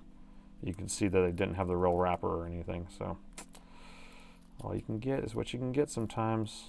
So we got 2 of them. Actually, we only need 1 for right now. You have a plethora of $8 chips. That's right. I probably bought them and they didn't fix the issue, and I probably was like really upset. So, all right, let me pull this one off and we'll install this one.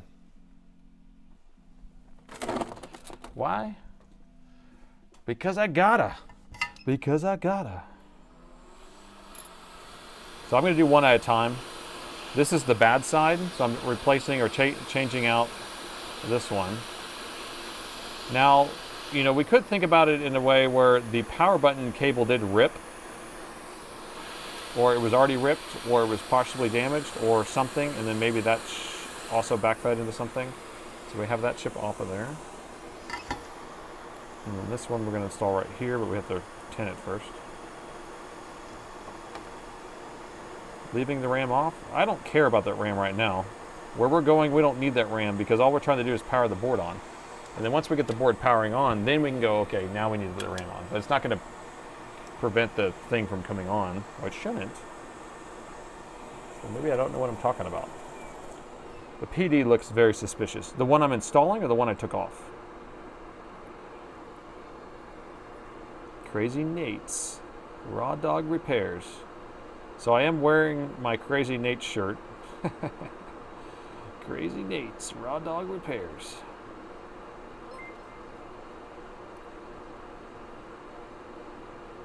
Okay, we're just going to put a little bit of solder on here. Happy amount. I repeat, 3, 2, 1. AJ, what are you repeating? 3, 2, 1, contact. All right, let's turn this around. The power cable's short. Yeah, maybe. Got some more cheers coming in. Tea time. Just in time for tea time. All right, so I think it goes that way. Let's get this installed. All right, can somebody bell him to remove the broken USB port too? I hear you loud and clear. Okay, I'll take it off there too. I'd love to take it off. Thanks for asking.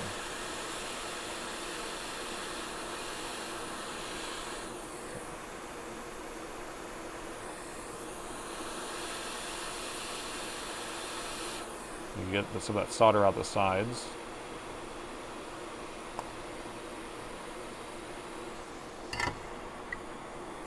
That's too much. You don't like that much solder? We're going to keep it just like that for the rest of the days. That's the only problem with pre-tinning sometimes is you end up having so much solder on the ground pads, and so you have to kind of suck it up. That, squeeze it out, and then we're going to reflow it one more time. Make sure it's good. Just got to get it out of there. Looking good, looking good. All right, we'll reflow it one more time. How many inside jokes are on your shirt? I mean, I think it's uncountable, actually. Yeah, you have to be part of the stream to know what this shirt's all about.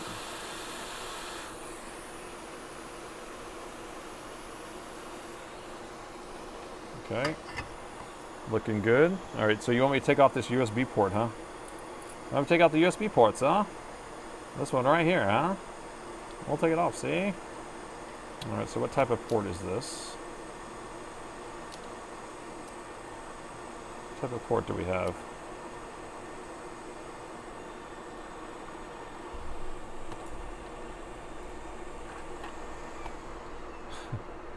This time, this one's in band camp. Oh no. Oh no, I have to get all the sticky off. I don't like it.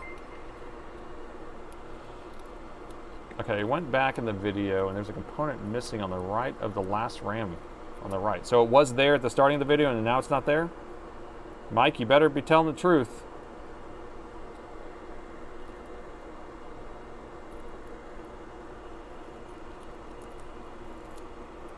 Yes, okay, so we figured out what the problem is?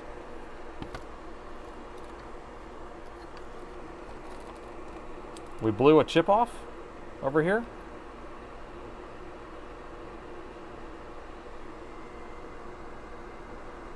Timestamps, please. Do you have a timestamp there, old Mikey? I'm gonna keep doing this while y'all are doing that.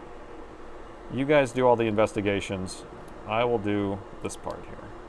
I'm just a robot. All right, so I got that out of the way.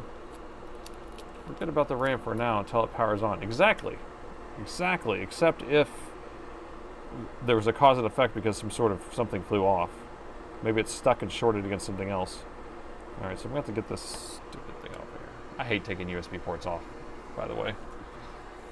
These thin boards are a lot easier than like thick boards, but still, it's just No fun. Don't like it. The chip's in the time machine. Your timestamp is in the DeLorean.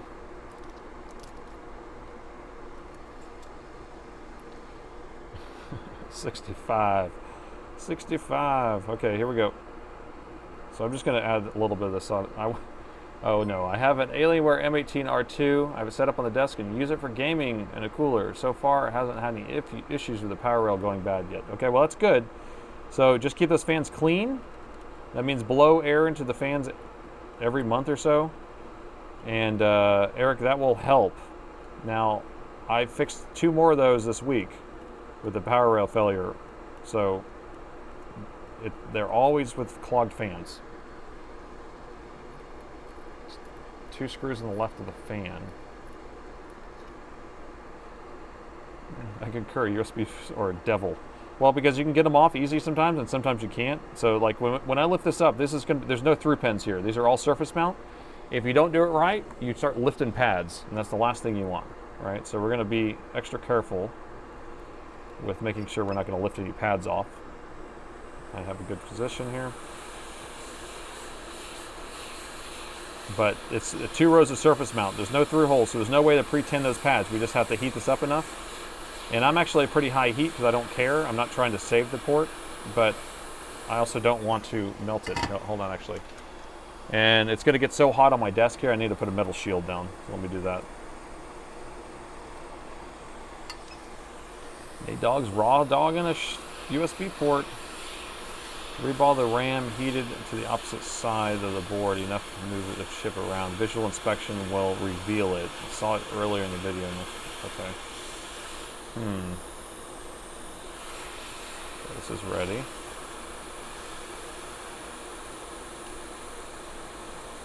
Come on, baby. Got it. All right, so it came off clean. Those 2 rows are nice. And this will go into the trash bin there. All right, so we replaced that USB port. Well, we took out the port. We replaced the PD controller. So I'm going to cool this stuff off, and then we're going to test it again. And then, so we have a lot of people going back in the video and double checking my work, which is perfect. Failure is the key to success. So if I did do something shoddy, then we'll figure it out right now. Okay.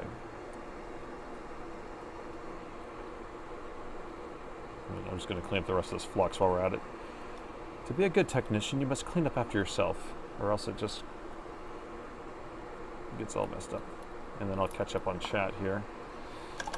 That heat gun's amazing. Okay, so we got most of that flux off of there.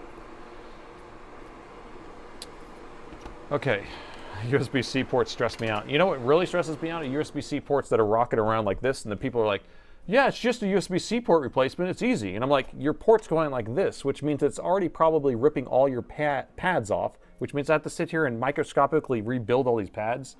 No. Tired of that.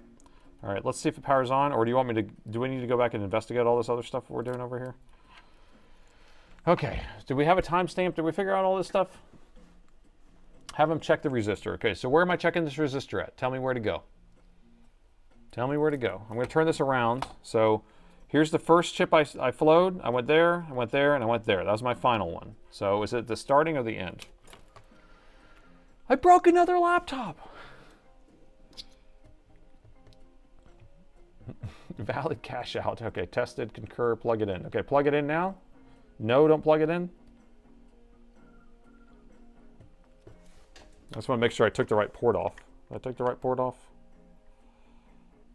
Yeah, I took the right port off. For a second, I was like, you're crazy. Fire it up. Okay. Test. Okay, so where we're at right now is we replaced one USB-C PD controller. We took off a bad USB port. We have one stick of memory just off the board. We have pieces everywhere. It's just sitting here, and will this thing turn on? Ready? Oh my God. Okay, keep an eye on the power meter right here. 3, 2, 1. Oh, it's powering on. I can't believe. What the whatness? Are you freaking kidding me? So what was it? We did two things, which is a number one rule, is to never do more than one thing to figure it out. So if you missed it, I plugged it in. We went from 5 volts to 20 volts. The fan started spinning up. It started powering on. So was it the PD controller chip or was it a bad USB port? I think it was a broken USB port. I think you're right. I think it was a broken USB port. Oh, you can do it. Thanks there, AJ. Okay, so now what's the plan of action? So we have it powering on. It was the both. It was a combination of things. I had a technician that worked here about 10 years ago. Literally every single week he was telling me, well, it was a combination of things. It was your motherboard and your CPU. And this is when you could change out those types of things. He would always tell me it's multiple things that cause the same thing. It was your screen and your motherboard. I'm like, you can't diagnose anything. He didn't work here long, I can tell you that. Everything was a combination of things. All right, so is it a combination of things? So we're gonna re-ram this. We're gonna ram it. I think we can just put this back on, hopefully. Crazy Nate's Raw Dog and Repair is back in session. All right, so can we put this back on is the question. We have one big ball right here. The ball, the rule of the ball. That's the only thing that really concerns me is that one ginormous ball. But all the rest of the stuff looks pretty even. So that guy, it looks like they mixed here. Maybe that's a little low and that's a little high. I don't know if you can make that out or not. But let's see what the chip is. Oh no, we're not going down a rabbit hole right now. The chip looks like that.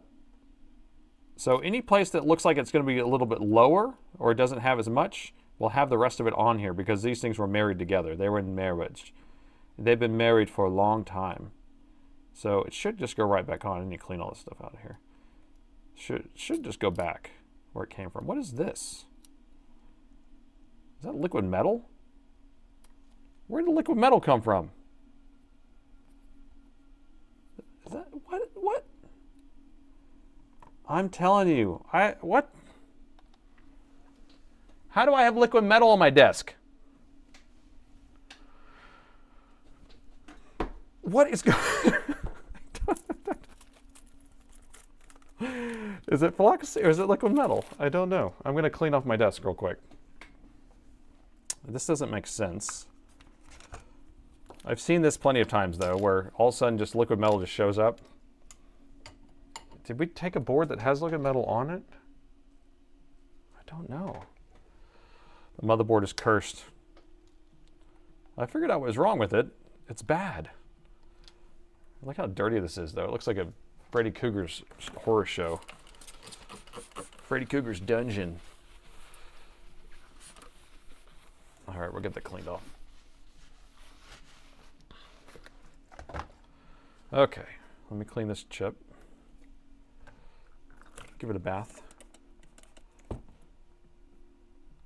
Donor boards, donor boards. So we haven't found a new chip with a donor board yet, unless we went and dug one out off another board. So maybe I can do that and I can look at some other types and see if we can find the same chip. But right now I'm just going to put this one back on because I think that we've figured out our issue here. The OCD says clean your desk. You know, I clean my desk so often. It gets so sticky because I'm always putting 99% alcohol on it. Okay, donor it. Everyone wants me to donor it. I don't have a donor though. I'm gonna have to dig around to find something close. I wish I had an apprentice here that I can just say, hey, go through all these boards and find me one of these chips. That'd be nice. Who wants to be my apprentice? There's somebody here that was nearby. Senan should drive up here right now. Come on. Come on over. You be my helper.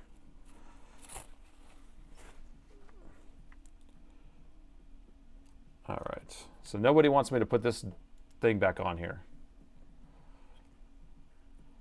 No one wants me to put this back on here, huh? This chip, $50 an hour and I'm in it. Oh, yes, I will give you, you'll get one free sub. All right, that's $5. So 10 of those. You'll get one of those a week for the next 10 weeks. All right, let's see. So you want me to find a board that has it on it, those chips. Let's see, what chip would it be? Onboard RAM. We got to find one that has onboard RAM. Does this have the same ones?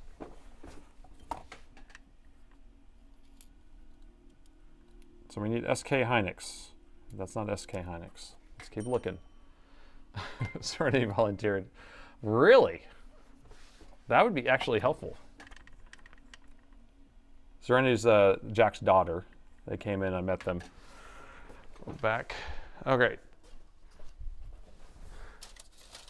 Let's see, let me grab another one of these. Let's try a different version. See, they have so many different versions of this. This is microns. Here's an SK Hynix. All right, did we find one that has the right one? Did we find the right one? See? SK Hynix.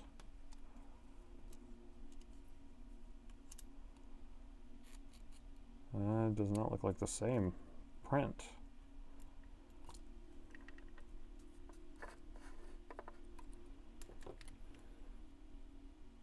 Try the old one for science. To me, I just want to put this old one back on because it's going to be the easiest to start with. So this number is H9HCNN. Yeah, it's not the same number. All right, for science and for keeping the pace going here, I think the quickest thing would be to just stick this thing back in its home. Send it back home. If it wasn't for the fact I live in Brazil, I would take the apprenticeship. Oh, sometimes I need so much help here. Okay, so stick that right there. So what are we gonna do about that big ball? Should I worry about it or not? Should I worry about it? I think I need to worry about it a little bit. So I'm gonna try to, I don't know if I can move it over or not. We're gonna try though. Oh, God, no balling. No reballing with originals faster. Yes, that's the idea. Because I don't know if I even have a stencil for this, so it's not going to be like, oh, go grab the stencil. Go grab the stencil. I want to move this ball over here. So let's see if we can just move it over by heating it up. I don't want to use a soldering iron because it will suck it right off of there. So we're going to try using tweezers to move it with some hot air. All right.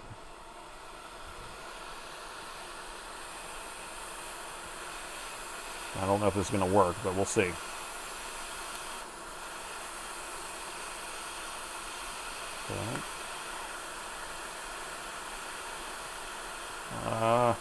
Scared. I don't want the merge, so let me just grab some of it off of there, maybe.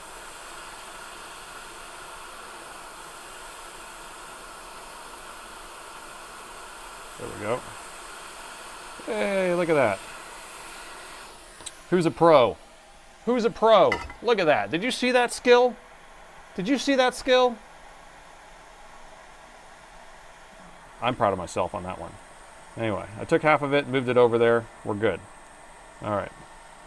I didn't want to put too much flux on there because I didn't want it running. 6.7.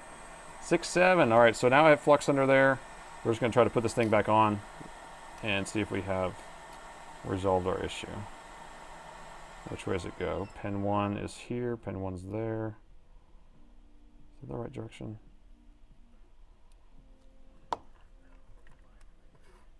Yep, that's the right direction. So I'm going to try to line this up the best I can.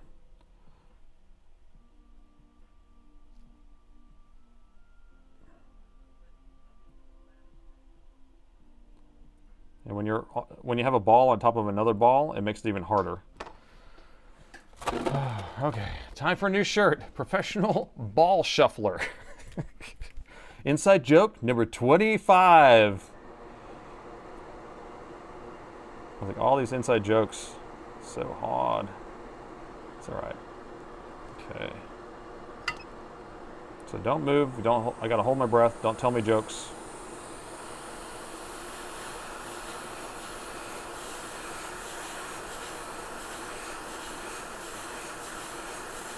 So what I'm trying to do is just heat it up just enough where the balls start melting, and it'll tack itself in place, and then I'll move my tweezers away. Okay, moving away. Let it cool off.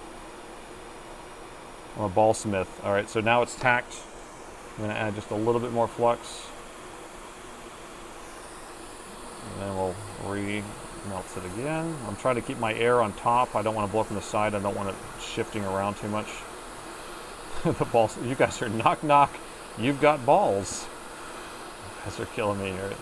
Someone with a black pepper out. Flux will be help it sit. Here we go. We got the flux in there. Now you should see it move around on its own when it gets to the right position or heat it up all the way.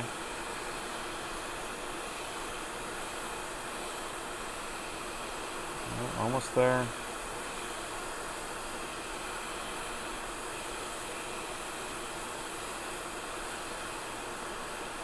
There we go, I think. Did we get it all the way? There we go. Okay, we got it. We got it. All right, so that chip is soldered back on. Now, whether that chip's good or not, I don't know. The whole idea with this whole thing was, right, so we had it stuck on the Dell screen, giving it 2.4 error. 2.4 error meant a RAM failure. We reflowed all of them. Machine didn't turn on. Then we were thinking this one looked a little damaged, so we took it off of there. Machine still didn't turn on. Then we had to come over here and replace a PD controller on this side. And we also took off this USB port that was mangled, and then it started turning on. We don't know if it was the USB port or the PD controller, but we went ahead and put this RAM back on here, hoping that will resolve the issue. But we don't know. We don't know. And we did a vote earlier whether it would fix the issue or not. And I think it was a 70-30 split that it wasn't going to work, at least on Twitch. Good early morning in Ireland. Arr. Good morning.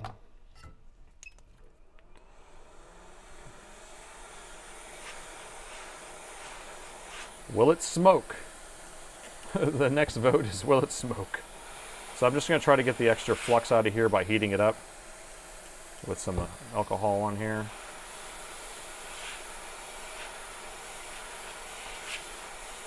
Okay, that's good. Okay, BIOS next. I think it's coming on now, so I don't think we need to do the BIOS because it was powering on. So we will see.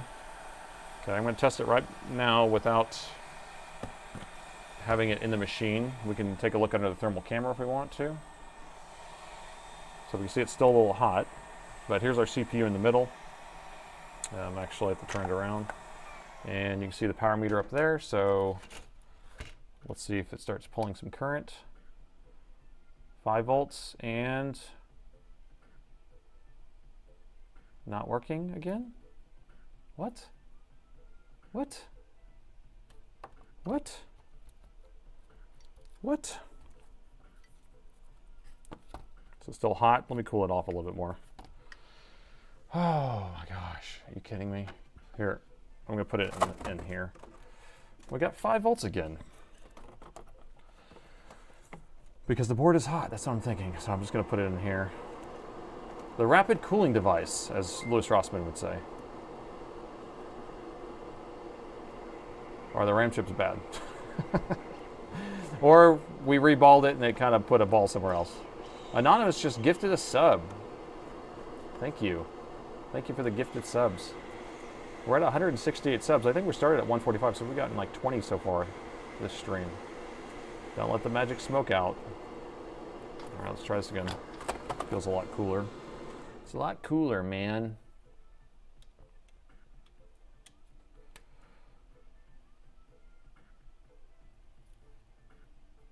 What?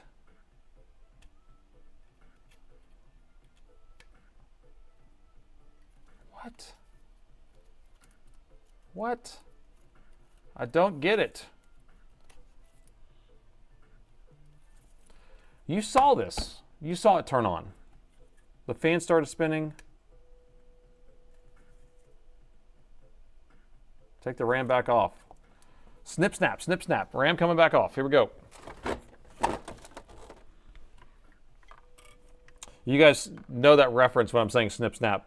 That y'all remember the dinner party episode of The Office?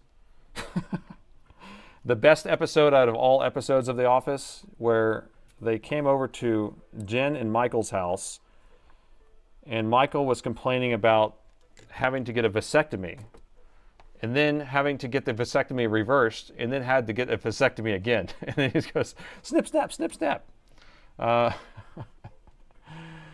Oh, tested unpopulated. So that's what we're gonna have to do. And we still have flux under here though, so maybe. Oh, look at that, hold on. Look at all that alcohol coming out from underneath the CPU. Look at that. Let me get all this alcohol out from underneath the CPU.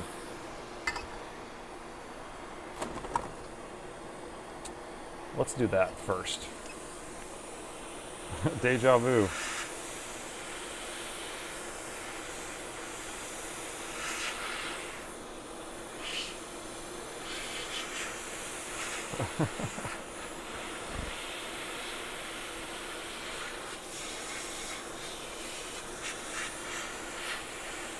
All right, I think we got it. You don't even drink enough. Okay, you mentioned liquid metal earlier. Yeah, you're right. I did mention liquid metal earlier. Yeah, because it was on the desk. So maybe it's a drip somewhere. Let me cool this back off. And the no can of yeah, I have compressed air. I can go grab a. I have a fresh box of them here, so I can go grab a fresh one out of the box. I don't keep any at my station. Zigzag, zigzag. That's German. IPA and flux are non-conductive. No, they are non-conductive, but there are little trace elements of things that get mixed in there, especially like if it's a little piece of like heat sink compound, which is supposed to be non-conductive. But I've seen just a little bit of flux or even alcohol cause things not to turn on. So we're just trying to rule out anything before we rule out something. And now it's powering on. See that? So there was alcohol underneath the CPU. Was there alcohol underneath the CPU before? I don't know. Maybe. That would be funny.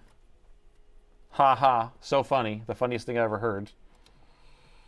So power it on again, just so you can see the CPU coming on. CPU's coming on. The CPU was drunk with that IPA stuff. What was it drunk on? All right, let me put the heatsink back on. Wow, broken connection. I think it's just that. I think when I'm just like trying to clean with the alcohol and I'm spraying it and doing all that, I must have just put too much alcohol underneath there. All right, is this fixed? I think it's fixed. All right, I'm gonna say it's fixed. I would be surprised if it's not fixed. After all the stuff we just went through, after everything that we've done, I don't want to replace the USB connector. Stop telling me that. We will do that later. First, we make sure everything works before we start putting effort into fixing, replacing parts like that.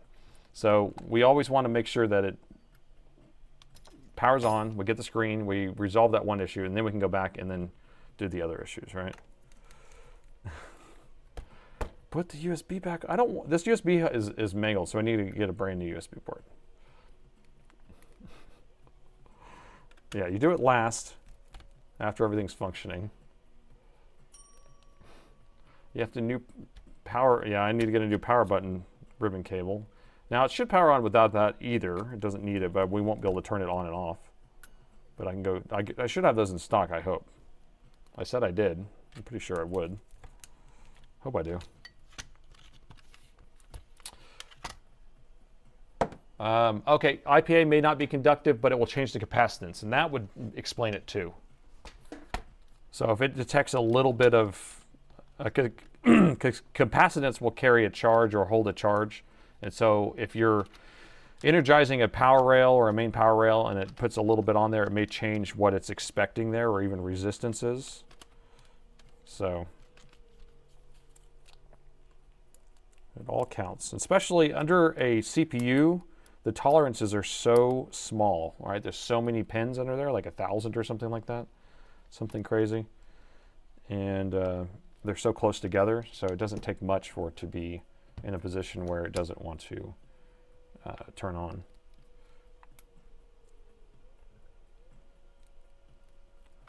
The screws are so tiny, I cannot even see them.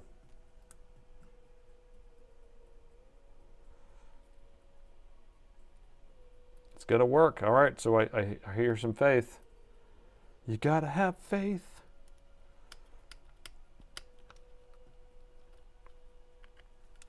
Let's see, what screw do I want to put in?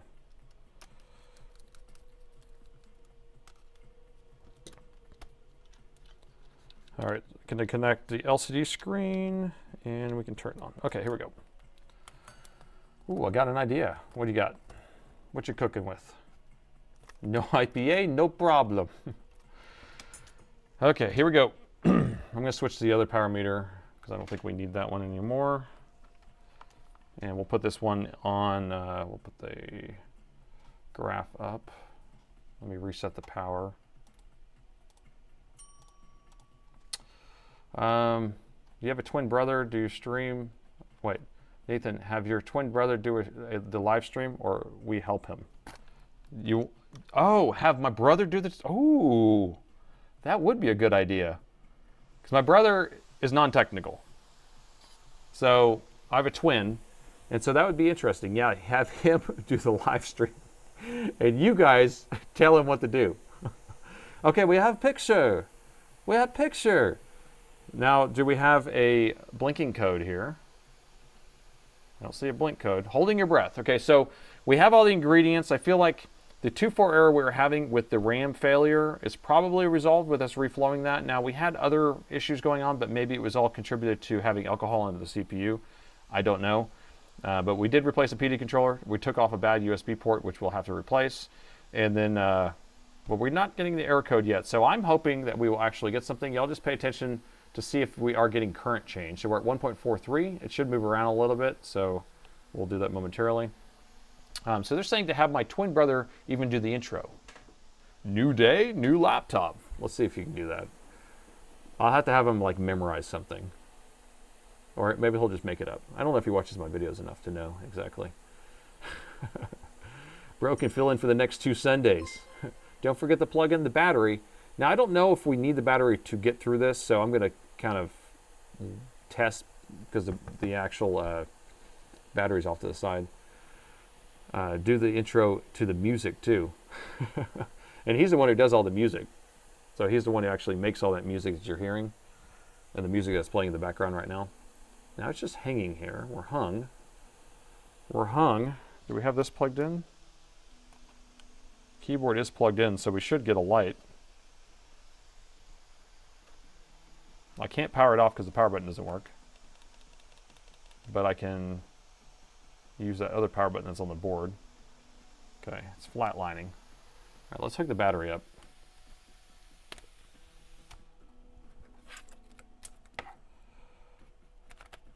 You know what's funny? Ha ha ha. Is that the issue of it hanging on a Dell logo like that in flatlining, I've seen as being the PD controllers, and we just took off that PD controller thinking it was that, but it could be fine. And I don't think these are programmable, but it could be the issue that we have to put the other one back on. Ha ha. Funny ha ha. Funny, haha. I don't want to put it back on. I don't want to do it. The light with the broken ribbon cable. This ribbon cable's fine. The other one's over here. So the light's on this, the keyboard and touchpad and all that. So that should actually light up still. But the power button's over here. All right, let's see if we can get this battery to screw in. You fixed the crystal the other day. The crystal oscillator. Yeah, that was a cool one. Okay, where's our magic screw here? Flash to BIOS. I guess we could go BIOS too. It could be a combination of things, right?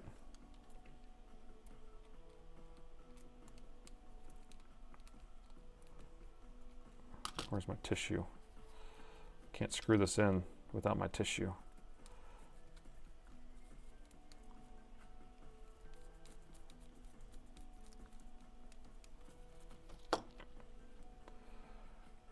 You can't put a new screw in here. These screws are like, I can't find them. It's a special screw, special size, special length.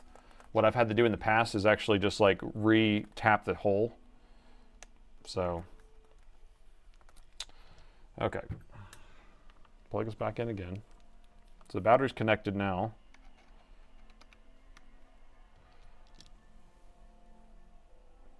And we have picture. I can't believe.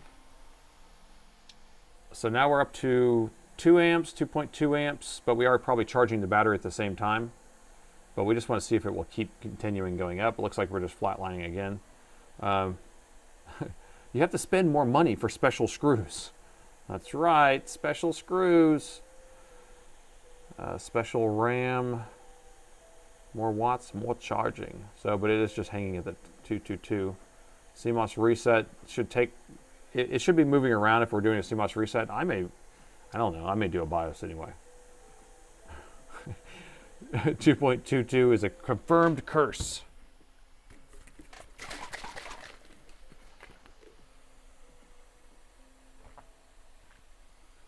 Well, I mean, I'm inclined to do a BIOS just because it's not that hard to do that. Because this doesn't make sense. If it's just hanging like this, it looks like a BIOS to me. We'll boot off the battery alone. Let's see. It's on the battery right now. We don't have a blink code. Let me make sure my keyboard connector's connected good. So the keyboard is connected good. Hey, now we got a blink code. I reseated the connector.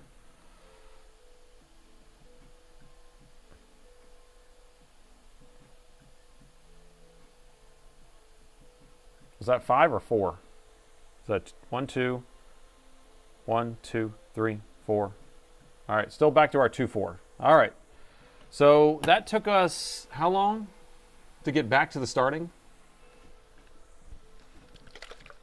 And this is how it goes sometimes. Motherboard repair is not, you're not getting rich fast, I can tell you that. You're not getting rich fast. You're actually getting tired and worn out and God. All right, 3 more chips. Well, we didn't even replace the first chip. We just put the original chip back on. So we haven't done anything. We just reflowed them because that was the science experiment we were going to do. And then the second science experiment was putting back the original chip. But this is why we use SODIMMs. That's right. So that took 90 minutes to go full circle. I don't know. I snoozed a bit. Starbuck was asleep in his lazy boy. And scene. And I'd love to know your thoughts on this one. And thanks for watching. Beep. Okay, so what's our plan? Get the hammer out. Get the hammer. Let's go ahead and smash it. I want to smash it. All right, so take the chips back off. And every day you'll have good luck. Remove the USB port. A programming issue, not a chip issue. Okay, so Johnny thinks it's actually a a firmware issue. I couldn't save this laptop. Johnny wanted me to tell you that. David, Crazy Nate explains it. So it explains the Crazy Nate shirt is on sale for 1 more day if you want it. All right, so what should we do? What should we do? Have you considered hot glue? Time for a poll. All right, so the next poll is going to be, oh gosh, what to do. So we got to get a flux out of here shirt. Get the flux out of here. Get the flux out of here. All right, let's sit back and think about this for a second. Let's think about this for a second here. Let me have some more green drink. Okay, on the bench for sun. So BIOS for fun. Okay, BIOS, alcohol bath, BIOS. Any flux capacitors, anyone? Replace the chips. Which chip? Replace the chip drivers with scope. Wait, check the chip drivers with scope.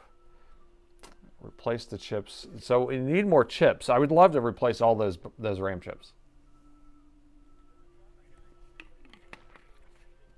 Remove the RAM chips to be in the populated areas. So it's like the banks of conventional desktop memory. So you think you can just take off like 2 of them? Throw it in the ultrasonic, clean it up. That's the Wi-Fi chip. Potato chips. Chips, test the BIOS. Replace all 4 RAM chips. I would love to replace all 4 of them. We have to keep hunting for the correct RAM chips. So we found these SK Hynix that were kind of close. All of these were actually wrong. Yeah, so donor chips are unavailable right this second, from what I can tell, because all the chips I have are going to be on these donor boards that are a 7390, which is the 2-year, or maybe it's the last year or 2 years prior to that, so it's not the same model. So thermal, you want to look at the thermal camera to see what type of heat we're getting? That's actually might be a good idea. You know what? We may not have the RAM power supply turning on. What do you think of that? I don't know. I don't know if that's right or not, but we we may not be getting our RAM power supply. So let me go thermal. So it's powered on right now. And we can't see anything through this heatsink, but I was just wanting to kind of look around here to see if we see any different hotspots. Shall not. So we have to pull the heatsink out, pull the board off, and then pull the heatsink off to check the power supply on that. So I think that might be a good game plan next.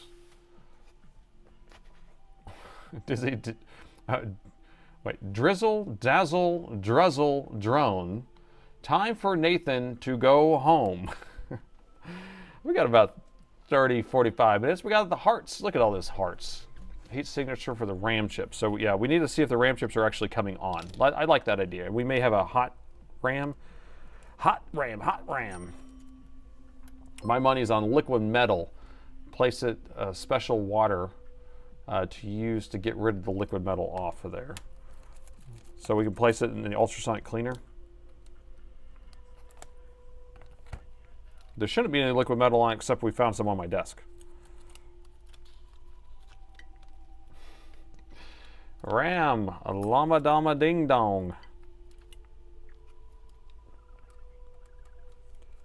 You guys are so crazy. Hi, from Oz. Car ramrod. I heard that ramrod actually means hunter, and it was in a old Looney Tunes episode that they were calling Elmer Fudd a ramrod, and then the people turned that into being a ninwit. Isn't that funny?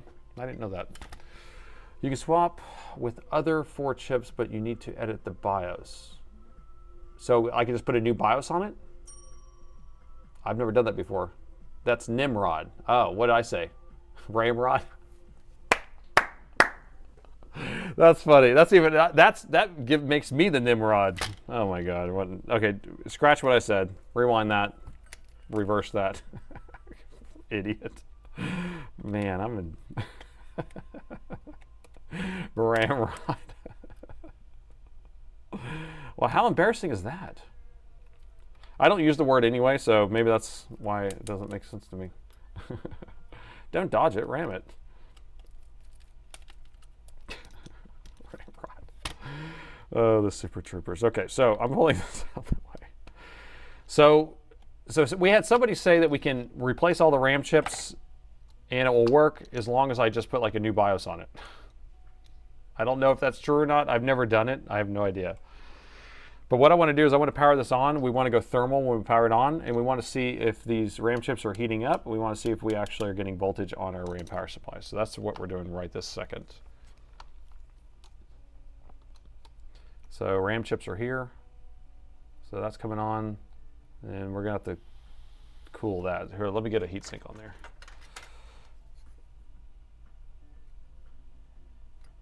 All right, got a heatsink. Love the camera. Love it. All right, see if we have voltage on our RAM power supply. RAM power supply. Wait, that's not it. This one. We got 1.1 volt. Seems regulation to me.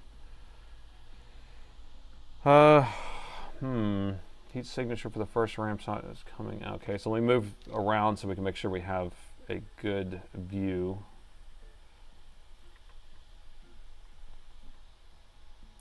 So we have a lot of heat here.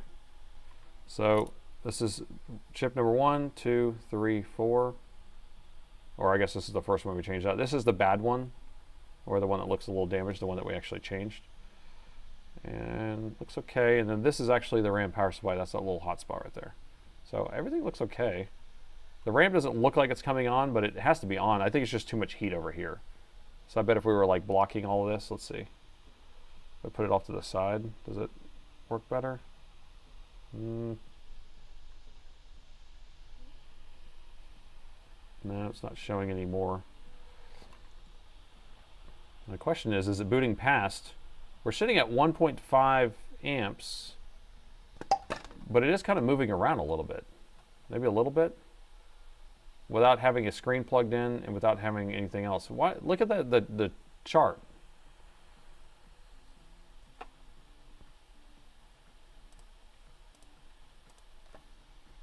What is that? It's a little different than what it was doing before. So don't have any exact boards. Yeah, so I don't have an exact one.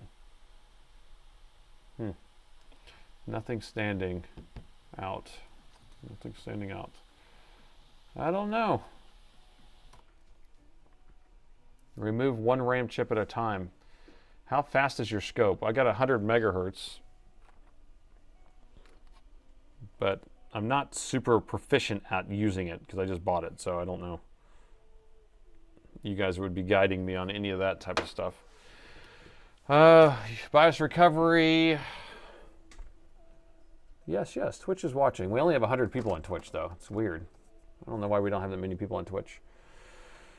Oh, I guess everyone's sleeping or something. Why not no donor boards for this laptop? I have a tons of donor boards for the board that looks just like it. See, look, I'll show you. We got stacks of these. It looks just like it, except it's the generation before it. Okay? So these RAM chips are actually different than those RAM chips. I mean, we can go through and look. Maybe there is a possibility and I just missed it. So this is SK Hynix. SK Hynix, and it's going to be the H9HC, and then something. So MML at the end. And these are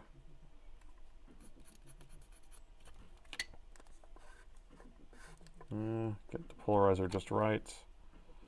MAL. So this is an MAL. Or is it? It should be that number. So wrong number, right? And then N. And then B. Okay, so that one's, unless those are compatible with each other, for all I know. Moving one RAM at a chip until it does a different result is the best solution. Well, the result is saying it's a RAM failure. Now, I don't know if you can run with 2 sticks of RAM or 2 of these chips missing or not, if they have to be terminated of some sort. Like this board right here is pretty much the same one, but it's the generation before it, and it says it has RAM failure. So I'm assuming that it has this type of issue. We got to raw dog this thing. MAL again.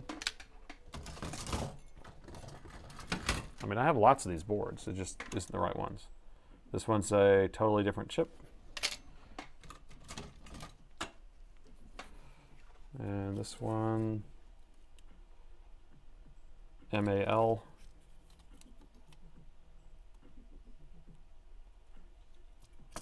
So we need these ones that say MML at the end, CP-MML. Unless you guys can tell me, same chip, different production runs. Okay, so old Sparky has concurred something. Okay, so this is what I want to know. If they can tell me this. Because I don't know anything about these numbers. So if someone can look it up and kind of tell me this, it's the closest match. All right, so here's the one that we have. Anyone get that number off of there? Do I need to clean it?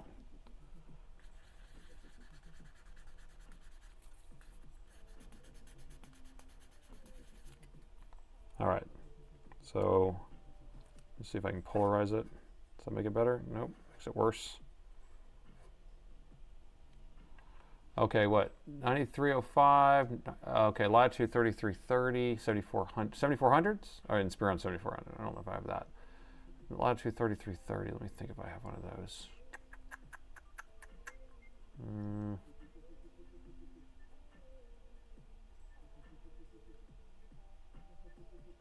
Quick AI search. Dell says one source is that 9310 cannot function with all 4 RAM chips in place, without all 4 of them in place. Okay.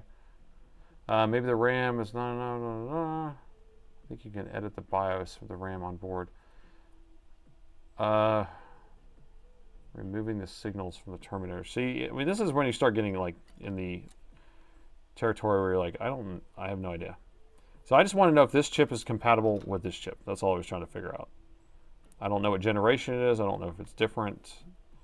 I don't even know if it's the same.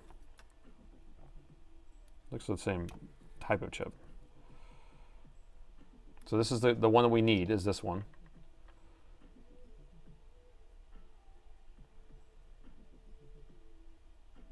Everyone got that written down?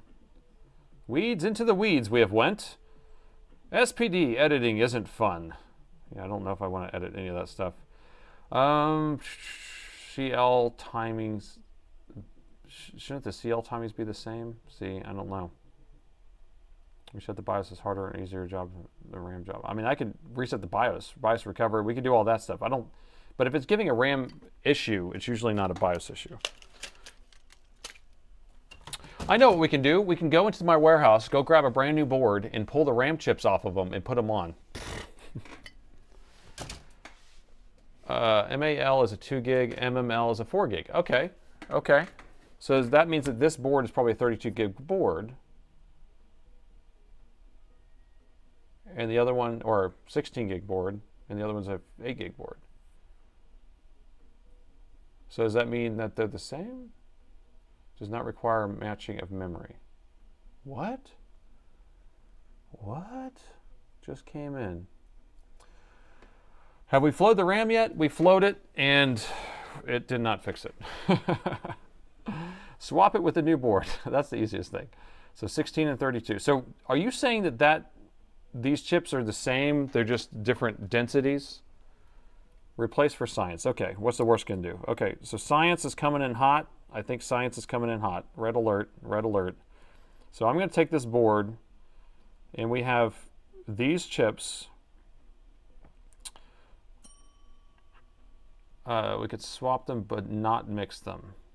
Not mix and match them. So we're going to swap all 4 of them, and science is going to prove us right or wrong. I can tell you that. Okay? So it's either going to work or it's not. And if it doesn't work, it doesn't work. And if it does, it does. And that's it. That's all we can do. That's all we can do. All right. So if everyone's on board with me, this is the customer's board. We have a RAM failure. It's giving a 2.4 error. We've already tried replacing one or taking one chip off, putting it back on. We reflowed stuff. So our next attempt is to take a board that's actually 2 years, it's senior, 2 years past generation. Lower density of RAM, so we're making it smaller in RAM. Hooray. And then we're going to put it on this board to get the board to turn on maybe, but we're going to downgrade it. I downgraded another laptop. So we're going to take this. These are supposed to be 4 gigs modules, so 4 times 4 is 16, and these are 2 gig modules. And then we're going to do it. Don't appear to have the same numbers. Yeah, they're not the same number. Wait, which ones don't appear to have the same numbers? Wait, hold on. Dave, what are we talking about? So let's make sure. So this is a BKMAL, BKMAL, BKMAL, and I think that's a BKMAL. Okay, so this is the number that we're trying to put onto this board. Is that what you wrote down? Dear Mr. Laptop Guy, you inspired me to fix my own laptop and make servers and create more affordable computer options for those without them. Thank you very much. Well, thank you there, better than. Did you measure the voltage rail for the RAM to see if we have the right voltage? We have 1.1 volts there, which should be right, or 1.05 should be right, somewhere around there. So we got 1.1. Those ended with MML. I know. So the chips that are on this board is MML. Okay, this is the customer's board, has MML. And then the chips that are on here are MAL. So I thought we figured out that we could just put the MALs on the MMLs. Okay, so what we got? Lead Farmer's saying this here. So BKMAL, CPMML. Okay, so what are the differences? Okay, 2 gig and 4 gig. That's what I thought. The ending is 2 gig and 4 gig. Okay, not concurred. 2 of the chips, remove 2 and try again. So you think that you could take off 2. Or specifically the, okay, so Mr. Randerson is saying specifically the H9 is a 2 gigabyte, and the chip, oh God, don't get this thing out of my way. It's so hard to read this stuff. HK Hynix and 200 balls FPG components designed for high speed and low power applications, 1.1 volts. So 1.1 volts is what we're getting on there. They are both DDR4. MML is 4 gigs, MAL is 2 gigs, MML is 4 gigs. So it sounds to me like, were they all oriented the same way? Probably not. It doesn't matter. They're all going to be kind of like sometimes backwards, forward, or whatever. I'm going to pay attention to which way pin 1 is when we move it over. Oh, there you go. There you go. So Rusty is saying 7390 uses DDR3, and the 2-in-1 uses DDR4. Okay, so these are information that could actually do something. Is that valid, though? Huh. This should be I think about the first. Let me scan the serial number real quick.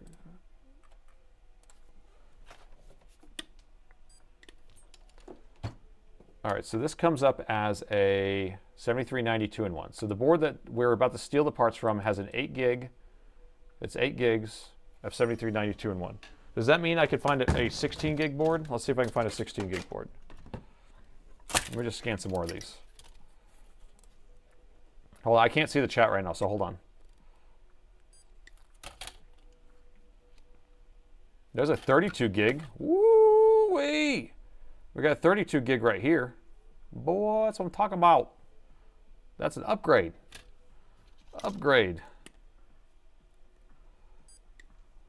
Up.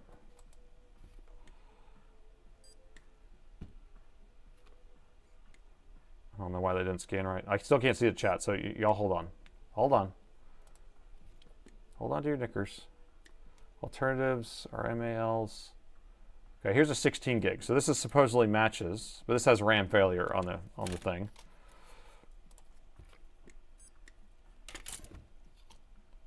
That's a 16 gig also. So this one's a 16 and that's the 32. Okay, so if we have them close, let me get back to their chat so I can see what you guys are saying because I can't see anything.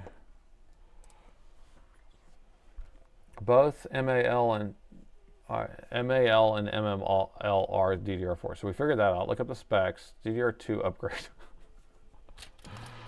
Oh, okay, here we go. There's no way it's DDR3. So it's definitely not DDR3. We figured that out. All right, let's do 32 gigs. But if we did the 16s, then at least we know it will match. So let's see what the 16s are. They're probably a different chip altogether. Yeah, see, this is a different chip. And then the 32s are MALs. They're FA MALs. Okay, so this is going to be a 32 gig chip. So you think we can just put these 32 gig on here?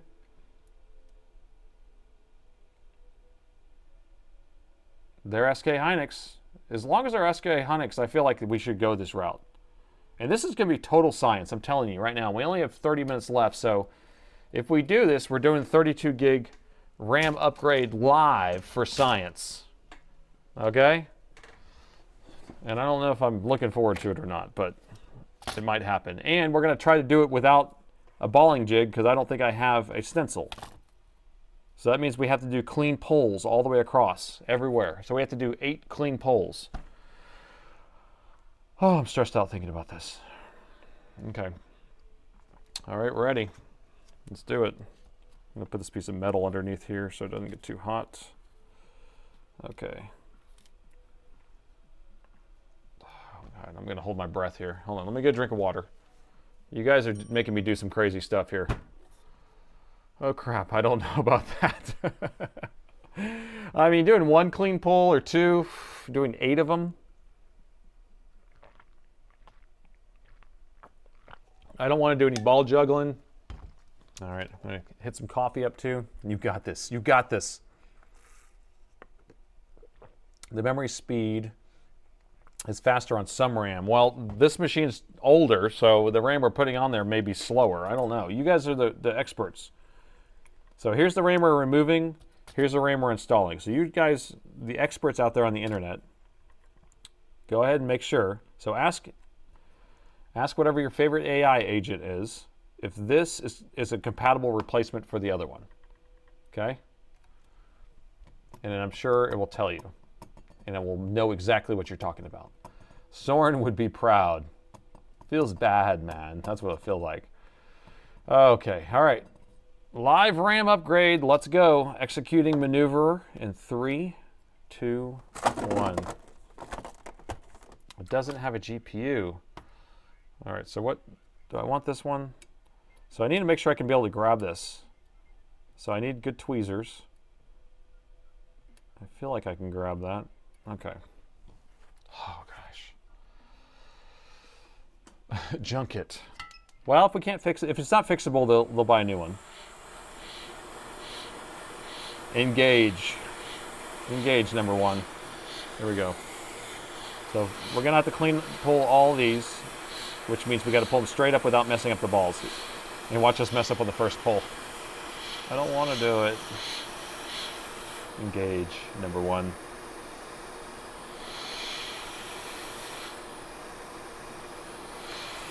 Okay, here we go.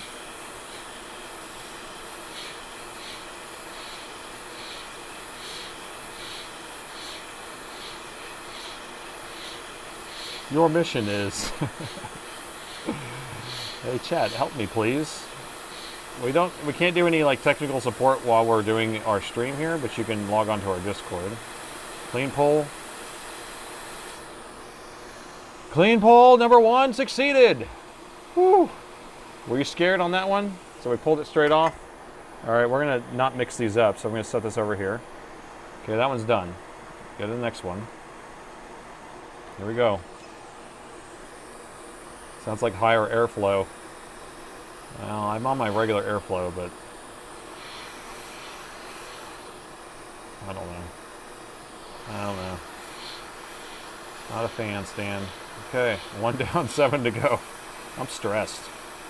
This is stressful.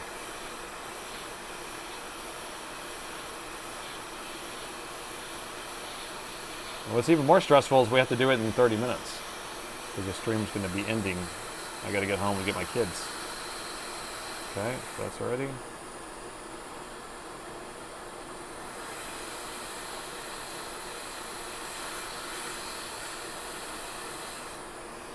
Clean pull number 2, successful. So the trick on doing these clean pulls is like you want to get it where it rocks around, and then you want to let it cool off just enough to get your tweezers around it, so then when you pull up, you're not putting your tweezers on while it's heating up or whatever. So I kind of just do it as a 2-step thing. Quarter of the way there.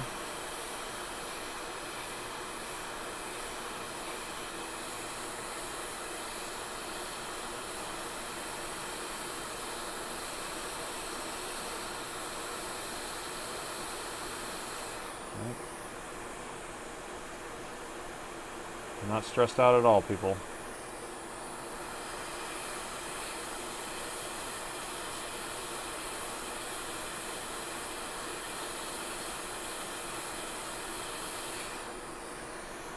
Woo!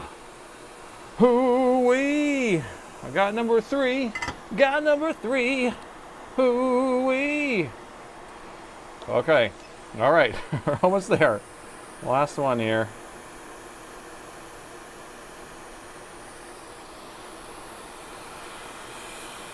All right, we're gonna heat this up. My adrenaline's starting to rise though.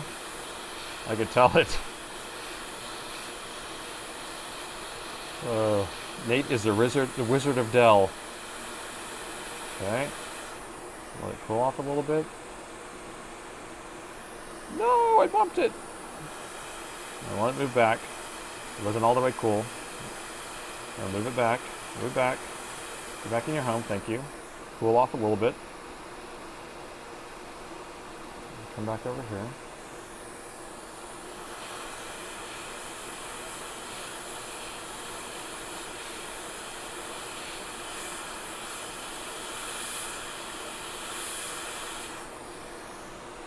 Okay.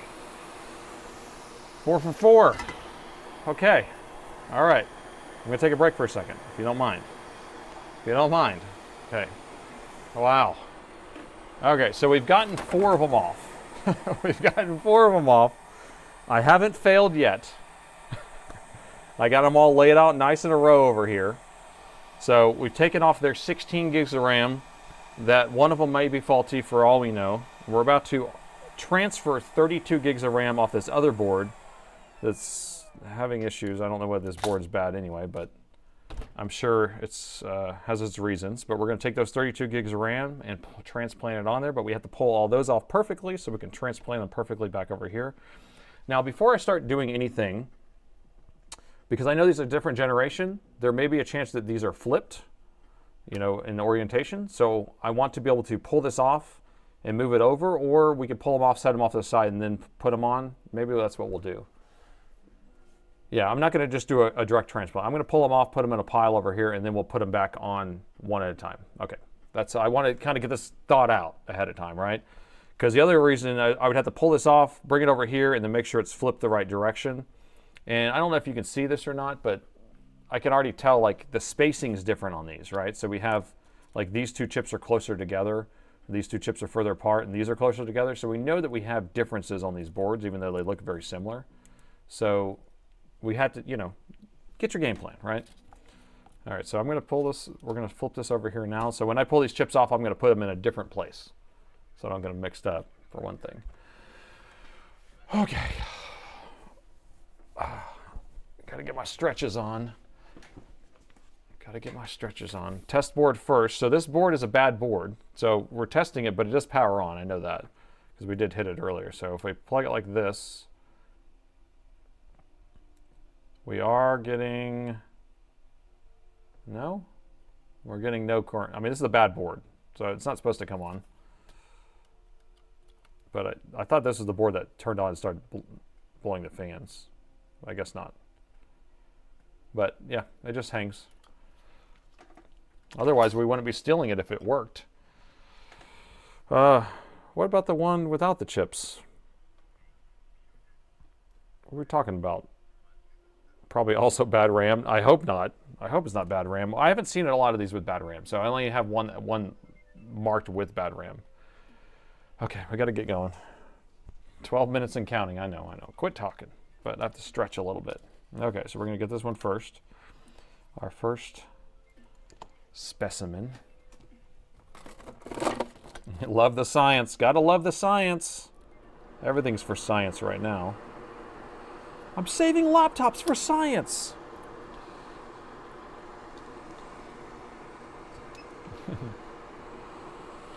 All right, we'll heat this up. Yeah, no time for testing. Preheat this, get some flux on here. Do this one too.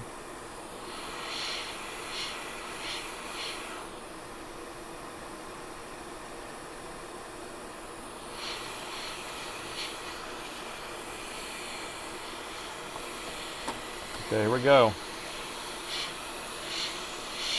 This is going to be stressed already. So we're going to have to pull this straight up in order for these balls to be perfect to be able to transplant. Okay, it's moving. A little tap. Make sure they're all broken free. Okay. Let it cool off for a moment. Come back over here. It's going to be right in the middle.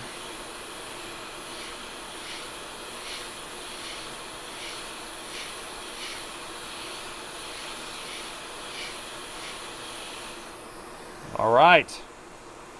Whew. Got one of those.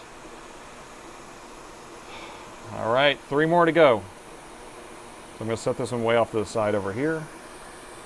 Slide it down. This is so crazy.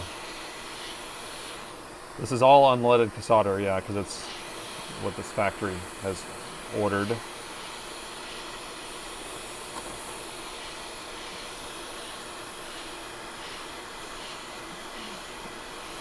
Like a surgeon.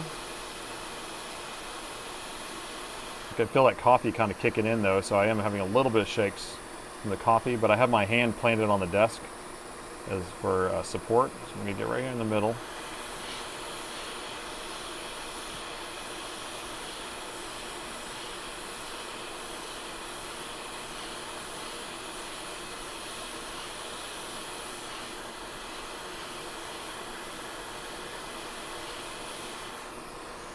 Oh, that one scared me because my hand started burning a little bit and I was having a hard time staying in place.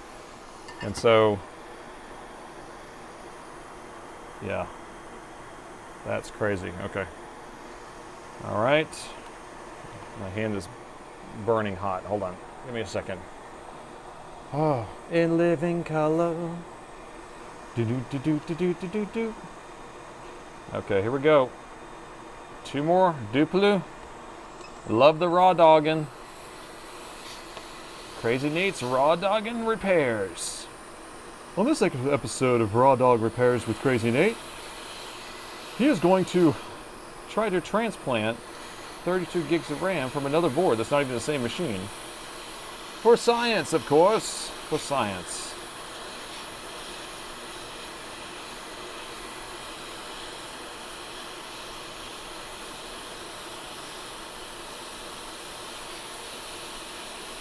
Okay, tap it, cool it,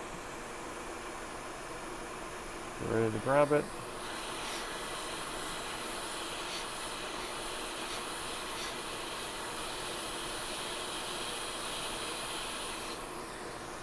Whew. Okay, you guys. Okay, you guys. One more. One more. I'm building a monster.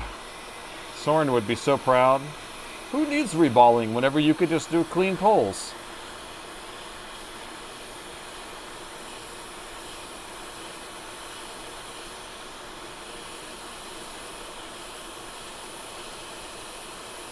Okay.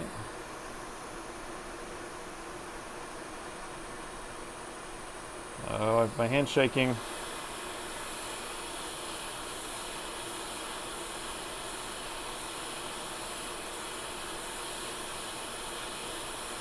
Nervous. I have succeeded! I have done it! I have done it! Whew. Okay. All right, so I have successfully pulled off this 32 gigs of RAM off of this board to transplant onto this board. Now we can put this off to the side. Who doubted me? I'm a machine.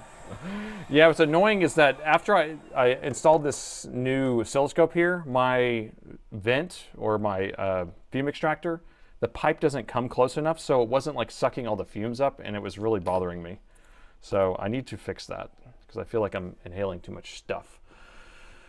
Oh, I'm halfway there. No, this is 3/4 because this was the hardest part. The easiest part is to just set it on there and reflow it and it'll sit there. So pull them off in 4 and 3 minutes, 16 to spare. Okay, so we get, wow.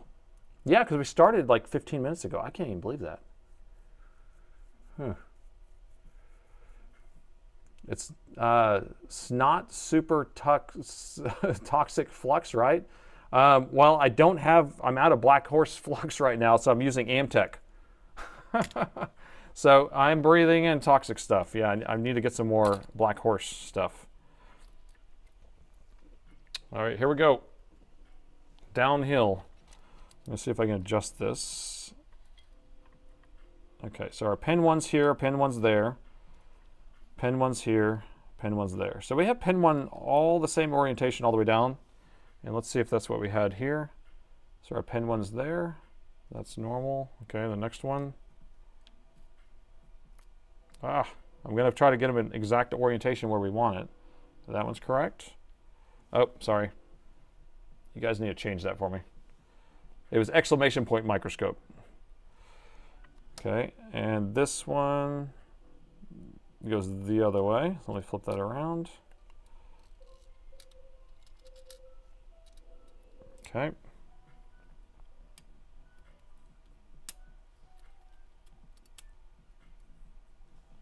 And this last one goes the other way.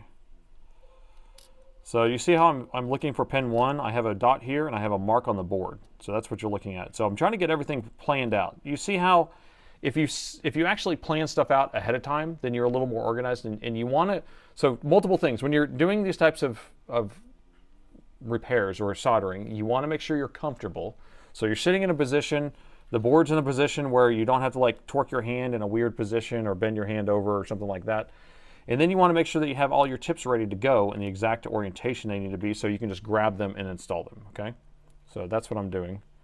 So I'm going to have everything, and you can see what I'm doing over here. So I'm going to have all of them lined up like this. They're all in the exact orientation. I need to just grab them in order, and then I can just put them on there. All right, here we go. First one, right here. Oh my God, if this works, I mean, I don't even know. I don't even know. I've done that. I've done that. All right, so we're gonna try to be careful. So pin 1, pin 1. If you guys see pin 1, if I'm doing something wrong, just, you need to ring that bell as fast as you can, okay? Because we don't really have another chance of this. So I'm gonna try to hold this in place and try to get this to tack in. Wait a minute. Hold on. Those are different sizes, but I guess physical size is okay, right? But the pinout's the same, right? Because the physical size is different. Is that just because of the density? The physical size is different. Is it just because of the density? But the pinout's the same though, right? You guys have done all this check work for me. You guys figured this out. So if this doesn't work, it's your fault.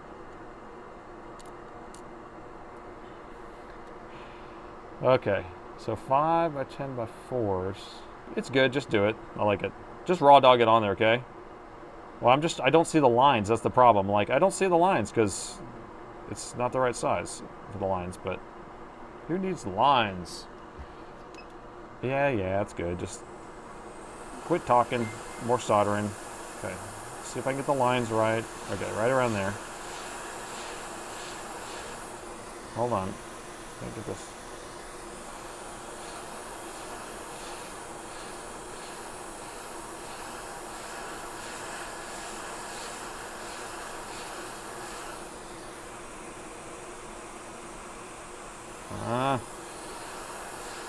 Well, I don't like this. I don't like it at all. Feels weird, and I don't want to mess this up. After all this work I put into pulling them so cleanly. Okay, let's try this again. Get this lined up. You have to set it right on top of the other balls. So I know I need to be lined up perfectly with it. Now, I don't want to overheat the chip for too long.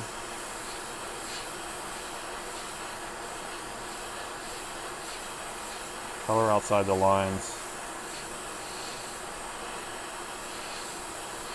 Okay, let's check it. Okay, it's tacked. Okay, let's heat it again.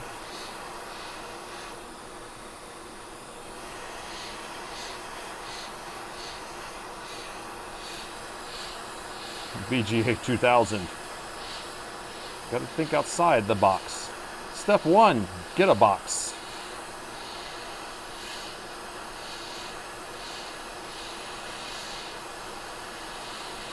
Not melted yet. Why aren't you melted yet? Why aren't you melted yet? You're scaring me. Why?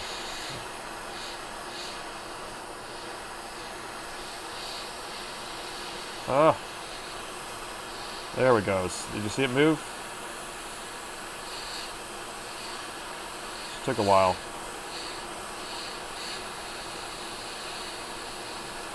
Well, not melted yet. Okay, now it's good. That took a long time. That was crazy. Oh, it's hot. Okay. Next one, will it post? You guys, you better say yes. Whoever says no is in my doghouse.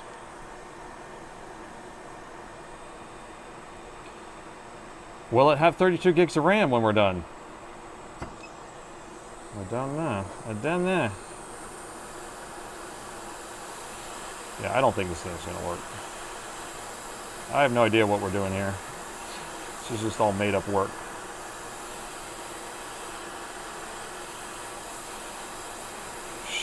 God. I don't like this. It's like moving around too much. And the lines are wrong. I can't see the lines.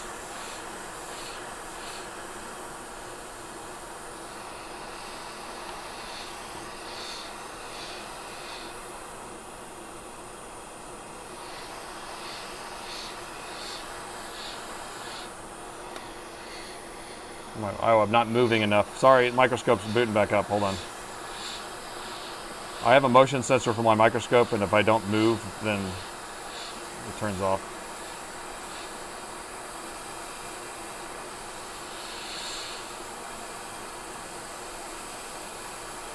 What is going on? Why is it not melting? There it goes. Gosh. Scared the junk out of me. Okay. Need to modify the BIOS to read 32 gigs? I would hope not. I wouldn't think so. Just because if you think about just changing out RAM on a normal motherboard, it seems like that one would be an issue. I would just think going from a different manufacturer may matter, but maybe that doesn't even matter either, for all I know.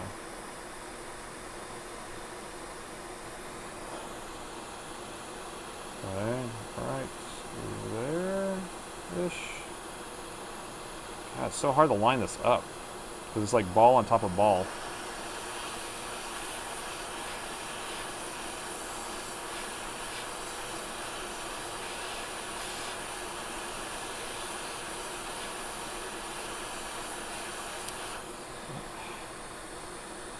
Like I hear popping noises. I don't like it.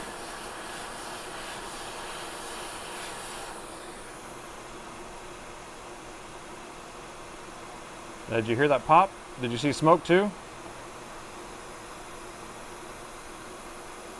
I heard a pop when I was just doing this just now, so I'm hoping I didn't crack the chip. So I'm trying not to overheat it, but it's like I'm having a hard time heating this thing. I really should have this on a preheater.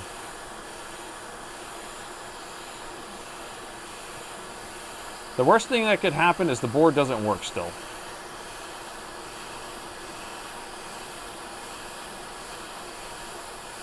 There it goes, sitting down. Okay, that one's done. Oh, a little late for a preheater. Yeah. All right, for this last one, I'm going to put it on a preheater. This last chip will be treated the best, with all the kindness, with a preheater. All right.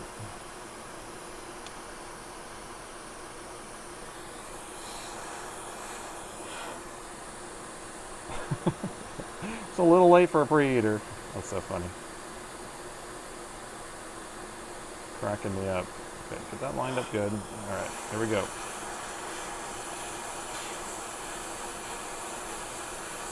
"24 giggity giggities.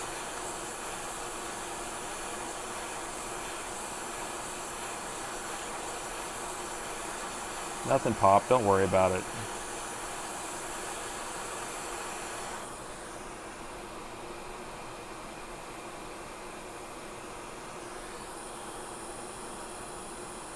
Okay. A little stiff. Hold on, I'm gonna make sure all of it's good. There we go. 24 gigs is still good to go. We got, this is 32 gigs. Oh, you're saying that one of the don't work? Probably give us a memory error then.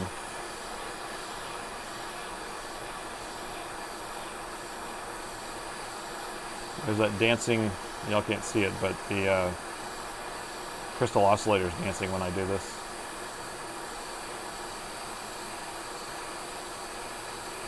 Come on, drop. Drop, drop, drop, drop the bass. Come on.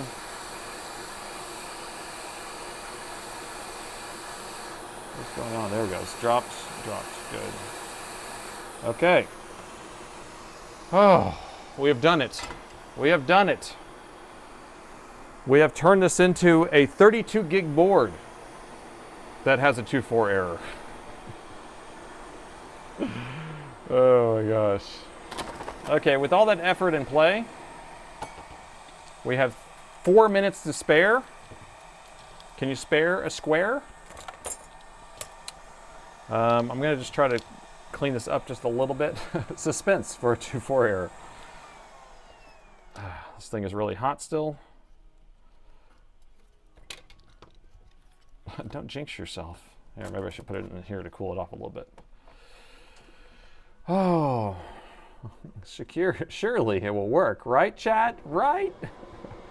Boot, boot, boot, woot, woot, woot. So we're going to cool this off just a little bit. It's going to be bourbon time. What am I drinking tonight? What kind of bourbon do I have? I have some Smoke Wagon, small batch, and I have some double oaked rye. I got a bottle of Buffalo Trace too recently. And don't call us Shirley. All right, that's cool off enough. Let me clean off this flux that's on here.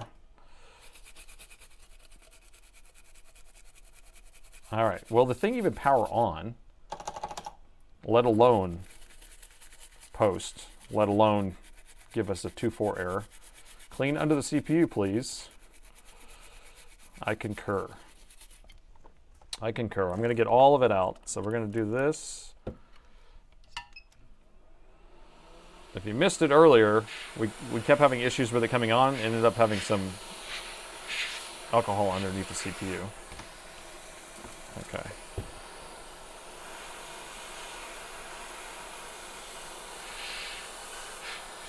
Okay, we're checking all these areas.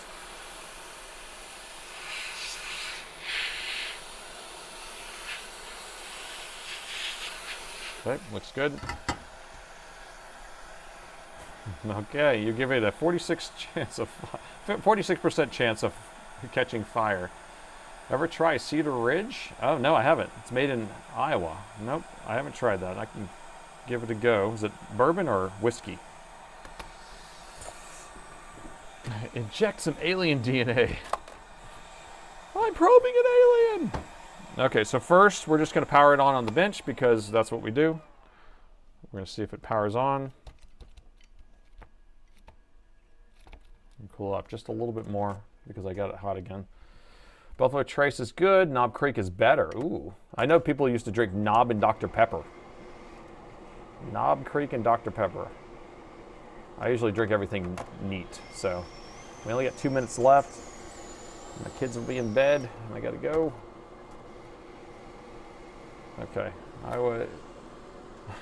Made in Iowa, by definition, is not bourbon. I think bourbon can, no, it doesn't have to be a region. It's just amount of corn, I think is what it is. The mash needs to be a specific thing. It doesn't have to do with the region. So it doesn't have to be Kentucky or anything. Okay, here we go. So, plug it in. Fans are coming on. We have fan spin. Okay, we have fan spin. So let's put the heatsink on quickly.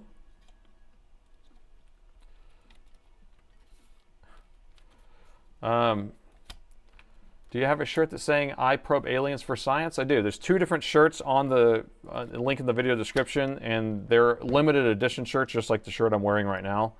And so they will be off. They're good till tomorrow, and then they're going to come off. So one's going to be Tron inspired, so it looks like a Tron the movie, and then the other one's more like a rock and roll style of I Probe Aliens for Science. So check those out. So 51, yeah. So there you go. So it must be 51% corn, aged for at least 4 years, and corked in an oak barrel. So those are the rules.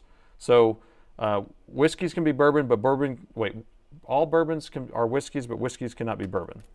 Or not all whiskeys are bourbon. There you go. Okay.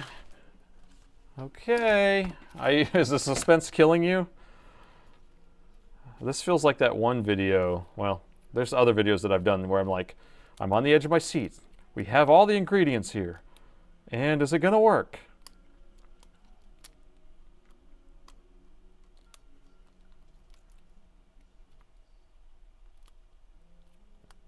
Okay, we'll make sure this is plugged in really good this time because this is where the light code is. And last time I had to reseat it. Okay, got that. Got the screen plugged in. Let me add one screw. Aged at least 4 years. 4.5 is starting to get worse than Scotch.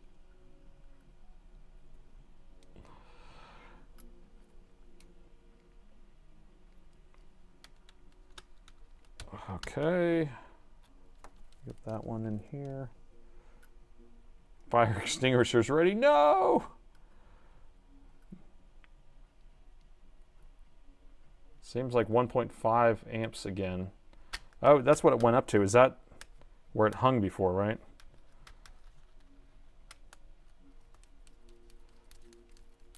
Trying to find a screw hole here. There we go. Is that a good one? Nope. Give me a screw hole. Just don't want the motherboard falling out. Okay, there we go. Okay, that's there, that's there.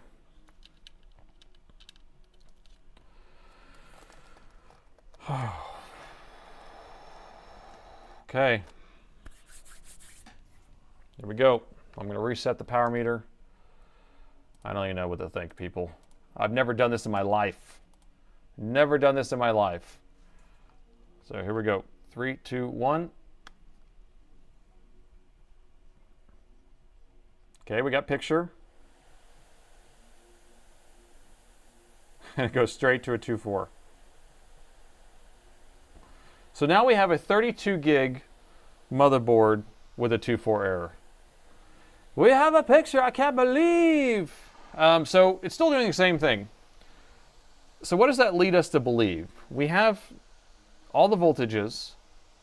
We have replaced the 32, the RAM, and we still are getting a memory failure.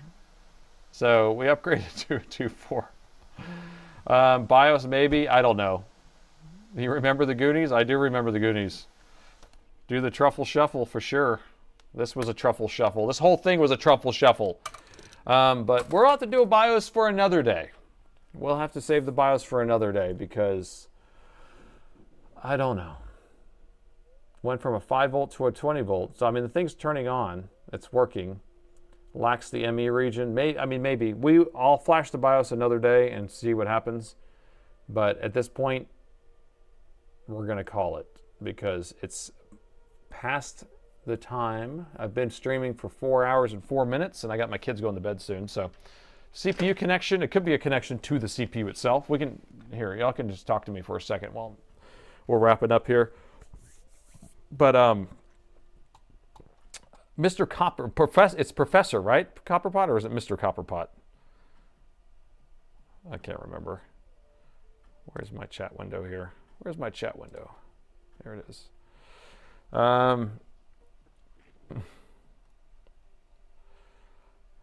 Still have an active poll. Good point. Let's kill that poll.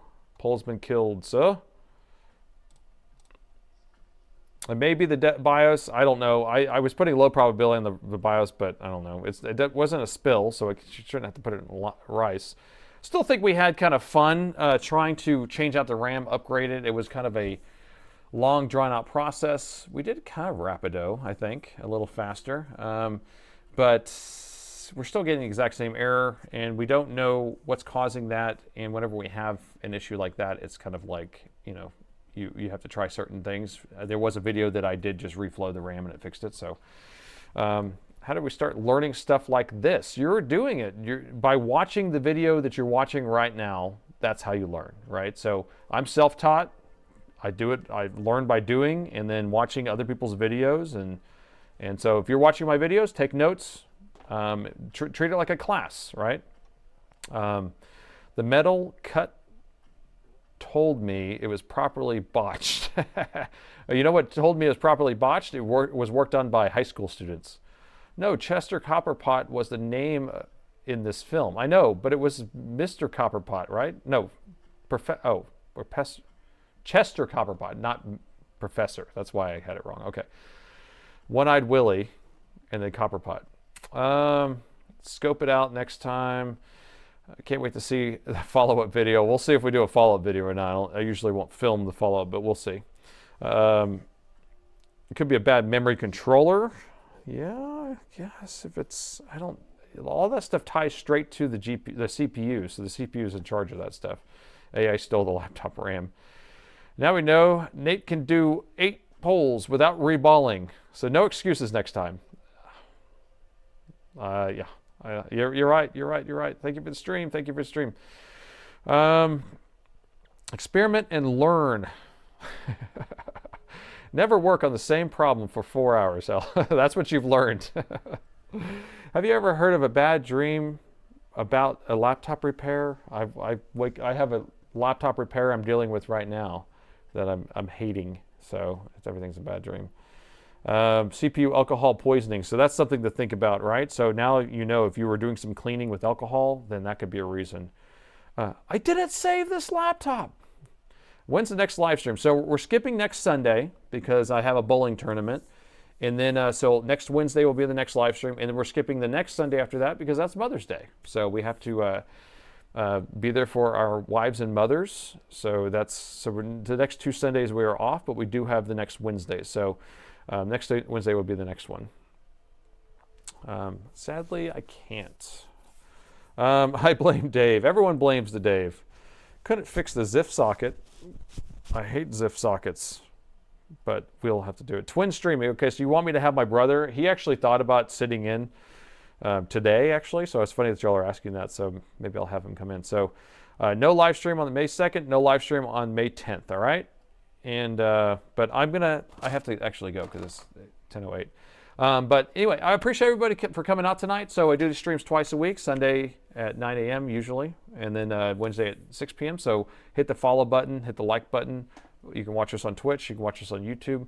And then you got to make sure to thank all the mods out there. So we have quite a few mods that are helping us out, keep the chat clear. There's a lot of issues that are going on, or a lot of people talk about stuff in chat.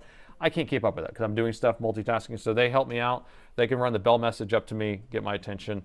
So I appreciate them for coming out, and I appreciate any of the donations to the stream and all those new subs that came in on Twitch. That was very generous, and all the donated subs. Man, I cannot thank you enough because that does help me out a lot.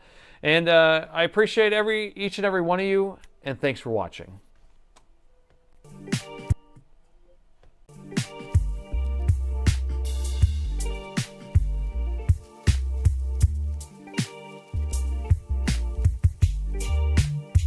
I couldn't save this laptop.